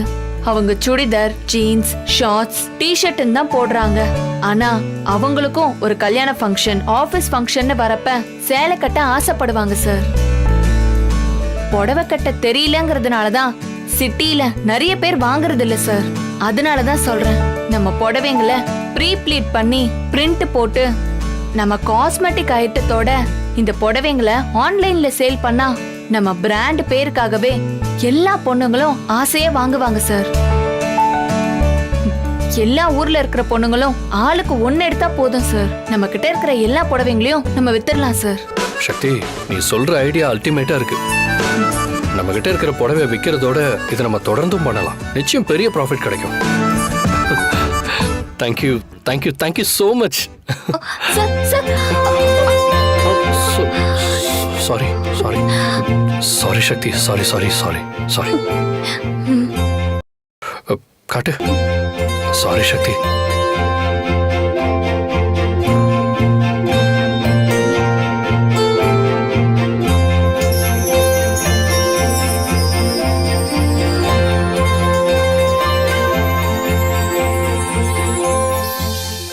ஏற்கனவே நம்ம கம்பெனியில் எக்ஸ்பயர்ட் ஆன காஸ்மெட்டிக்ஸை பிளாக் மார்க்கெட்டில் விற்கிறோன்னு இன்ஸ்பெக்ஷன் வந்தப்ப அதில் டூப்ளிகேட் ஸ்டிக்கர் ஒட்டியிருக்குங்கிறத நீ தான் கண்டுபிடிச்சு நம்ம கம்பெனியோட பேரையே காப்பாத்தின. இப்போ 6 கோடி ரூபாய்க்கு மேலே லாஸ் ஆகிருக்கிற புடவையெல்லாம் சேல் பண்ணுறதுக்கு நீ தான் சூப்பரான ஐடியா கொடுத்துருக்க. அவனுக்கு எப்படி நன்றி சொல்றதுன்னே தெரியல சக்தி. எனக்கு தோணுனதை சொன்னேன் சார். அது உங்களுக்கு பிடிச்சிருச்சு, அவ்வளோதான் சார். இதுக்கு எதுக்கு நீங்க என்கிட்ட நன்றியெல்லாம் சொல்றீங்க? இதுக்கு நன்றி எல்லாம் ஈடாகாத சக்தி. உனக்கு ஏதாவது பெரிய கைமாறு செய்யணும். And again, thank you. Thank you very much, Shakti.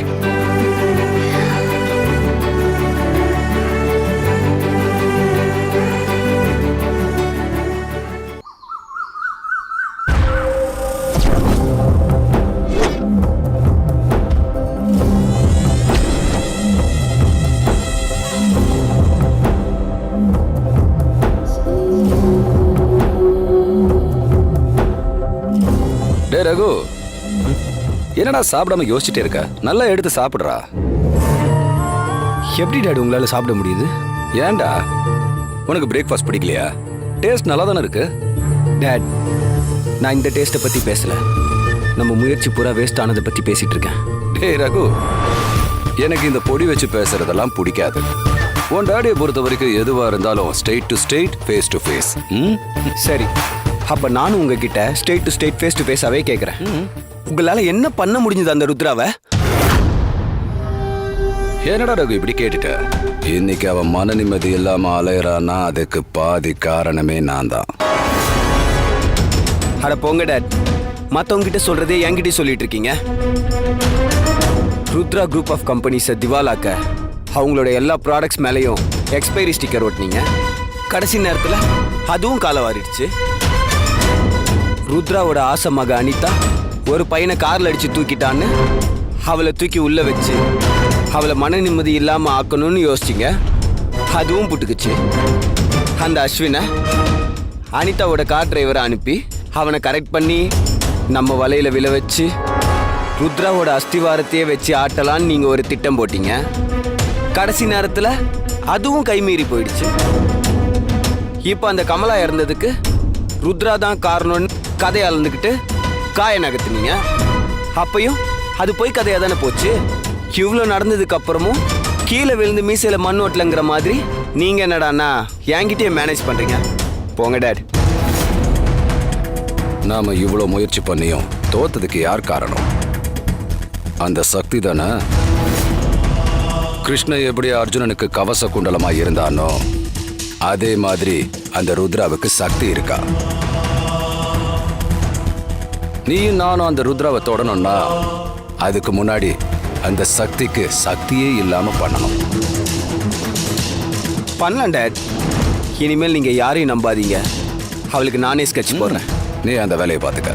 நான் அவ டெண்டர் மீட்டிங்னு வருவாள்ல, அப்பெல்லாம் நான் அவ ஜெயிலுக்கு போயிட்டு வந்தவ கொஞ்சம் கூட வெக்கமே இல்லாம இங்க வந்து உட்காராளேன்னு கேவலப்படுத்துறான். அட நீங்க வேற டேட். அவளும் அவ பொண்ணும் லாட்ஜுக்கு போயிட்டு வந்தா கூட ரொம்ப கேஷுவலா எடுத்துப்பாங்க. நீங்க என்னடான்னா ஜெயிலுக்கு போயிட்டு வந்ததை பத்தி பேசிட்டு இருக்கீங்க. அந்த அனிதா நம்ம அஸ்வின் கிட்ட இருந்து வேணா தப்பிச்சிருக்கலாம். ஆனா என் கிட்ட இருந்து அவ தப்பிக்கவே முடியாது. என்னைக்கா இருந்தாலும் ஒரு நாள் இல்ல ஒரு நாள் அவளை நம்ம கெஸ்ட் ஹவுஸ்க்கு. எவ்வளவு தைரியம் இருந்தா என் பையனை நீ கை நீட்டி அடிப்ப? நியாயமா பார்த்தா உன்னதான்டா முதல்ல அடிச்சிருக்கணும். வயசுல பெரியவராச்சின்னு அடி வாங்கிட்டு அமைதியா இருந்தா நீ எங்க டேடிவே அடிப்பியா? என் பையனை விடா. ஐடியா கேளா விடு சரோஷ் அவன முண்டில போடு அவன கொன்னுடுவேன் விடு சார் என்ன சார் நீங்க நம்ம கஸ்டமர் மேல இவ்வளவு கோவப்படுறீங்க? இவனுங்க நம்ம கஸ்டமரா கொலகார பாவிங்க. இவனுங்க கிட்ட இருந்து காசு வாங்கணும்னா அந்த பாவம் நம்மள மட்டும் இல்ல அது நம்ம குடும்பத்தையும் சேர்த்து பாதிக்கும். அந்த அளவுக்கு வன்மத்தை கக்கக்கூடியவனுங்க இவனுங்க. யாரு மேலுமே கோவப்படாத எங்க சார இப்படி அநியாயமா கோவப்பட வைக்கிறீங்கன்னா உண்மையிலுமே நீங்க ரெண்டு பேருமே மோசமானவங்க தான். சதீஷ் இவங்க ரெண்டு பேரும் முதல்ல வெளியில போக சொல்லு. இவனை பார்த்தாலே இருங்க சார், இவனுங்களை பார்த்தாலே கோட்டு சூட்டு போட்ட ரவுடிங்க மாதிரி தெரியும். என்னடா பாக்குற? இப்படி கண்ணெல்லாம் நோண்டிடும் பாத்துக்க. வெளியில போடா. டேட் அந்த ஆளுக்கு நேரம் நல்லா இருக்கு, இன்னொரு நாள் பாத்துக்கலாம். ஏய் உங்களாலலாம் அது கூட முடியாது. போங்கடா. உன் இடம்ன்றதுனால என் மேலேயும் என் பையன் மேலேயும் கை வச்சிட்டல. நான் யாருன்றதை நீ கூடிய சீக்கிரமே புரிஞ்சுப்ப. பார்க்கலாம். முடிஞ்சதப்பா. ஓ சவால் விடுறியா? கூடிய சீக்கிரமே உன்னோட இந்த ரெஸ்டாரண்ட் பிசினஸ் நான் சரிச்சு காட்டுறேன். டேய் வாடா.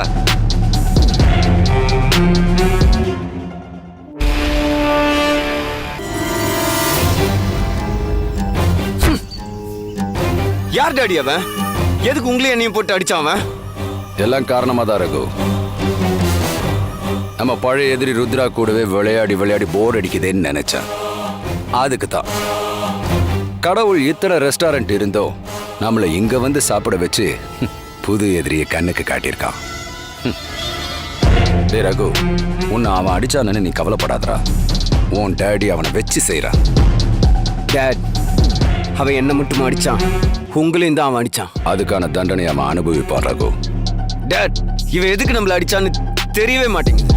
அதை நினைச்சாலும் அப்படியே டென்ஷனா இருக்கு. அவன் அடிச்ச காரணத்தை நான் உனக்கு சொல்றேன். உங்களுக்கு தெரியும்? உன் அப்பனுக்கு தெரியாது இந்த உலகத்துல ஏதாவது இருக்கா என்ன? நாம அந்த ருத்ராவை பத்தியும் அவ பொண்ணை பத்தியும் தப்பா பேசணும்ல, அதனாலதான் தோர கோவப்பட்டுட்டாரு. அப்ப அந்த ஆளு ருத்ராவோட விசுவாசியா? விசுவாசி மட்டும் இல்ல, அவன் நம்ம கிட்ட பொங்குனதை வச்சு பார்க்கும்போது அதையும் தாண்டி அவங்க ரெண்டு பேருக்குள்ளேயும் வேற ஏதோ ஸ்ட்ராங்கான கனெக்ஷன் இருக்குமோன்னு எனக்கு சந்தேகமா இருக்கு. உங்களுக்கு சந்தேகம் வந்தாலே அது 100% சரியா தானே இருக்கும். கூடிய சீக்கிரமே அவங்க ரெண்டு பேருக்கும் இடையில என்ன தொடர்புன்றதை நான் கண்டுபிடிக்கிறேன். அதுக்கப்புறமா உள்ள இருக்கிறவனோட கதையை முடிக்கிறேன்.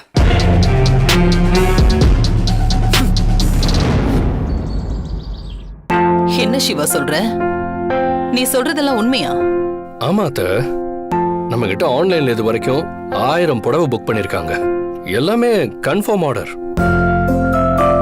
நம்ம அருண் தலைமையில ஒரு டீமை ஃபார்ம் பண்ணி புடவை ஆர்டர் கொடுத்தவங்களுக்கு ப்ரிப்பேர் பண்ணி டெலிவரி கொடுக்கறதுக்கு நான் ஏற்பாடு பண்ணிக்கிட்டு இருக்கேன். நிஜமா என்னால இதை நம்பவே முடியல. ஓவர் நைட்ல பிளான் பண்ணி செம்மையா இம்ப்ளிமெண்ட் பண்ணிருக்க. Really super Siva. பாத்தியா மருமகளே சிவாவோட புத்திசாலித்தனத்தை? ஒரே நாள்ல 1000 புடவைக்கு ஆர்டர் வாங்கியிருக்கான். ஆமா ஆமா, உங்க பிள்ளைய நீங்க தான் மெச்சுக்கணும். என்ன மருமகளே இப்படி சொல்ற? நீ வாங்கி விற்க முடியாம குடோன்ல கிடைக்கிற புடவையெல்லாம் விக்கிறதுக்கு தானே அவன் ஆர்டரே பிடிச்சிருக்கான். அவன் உனக்கு எவ்வளவு பெரிய நல்லது பண்ணிருக்கான். அத நினைச்சு சந்தோஷப்படாம முகத்தை இப்படி உருன்னு வச்சிருக்க. இந்த ஐடியாவை அவன் ஏன் கிட்ட சொல்லியிருந்தா இதே மாதிரி நானும் சேர்ந்து பண்ணி மம்மி கிட்ட நல்ல பேர் வாங்கிருப்பேன்ல. ருத்ராவுக்கு உன் மேல இருக்கிற கோவத்தை தணிக்கிறதுக்காக தான் என் புள்ள சிவா இப்படி எல்லாம் பண்ணிட்டு இருக்கான்.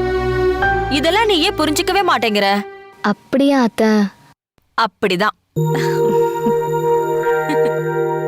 குடோன்ல இருக்கிற அவ்வளவு சாரீஸையும் சேல்ஸ் பண்ண முடியாது.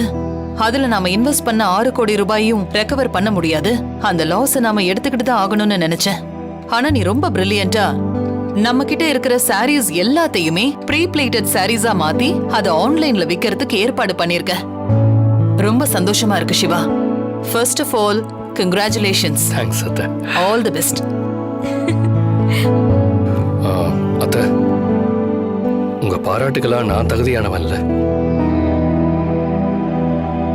நம்ம கிட்ட இருக்கிற புடவையெல்லாம் இப்படி வித்தா சேல் ஆகும்னு எனக்கு ஐடியா கொடுத்ததே வேற ஒருத்தர் தான். யார சொல்ற சிவா? வேற ஒருத்தர்னா யார் அது?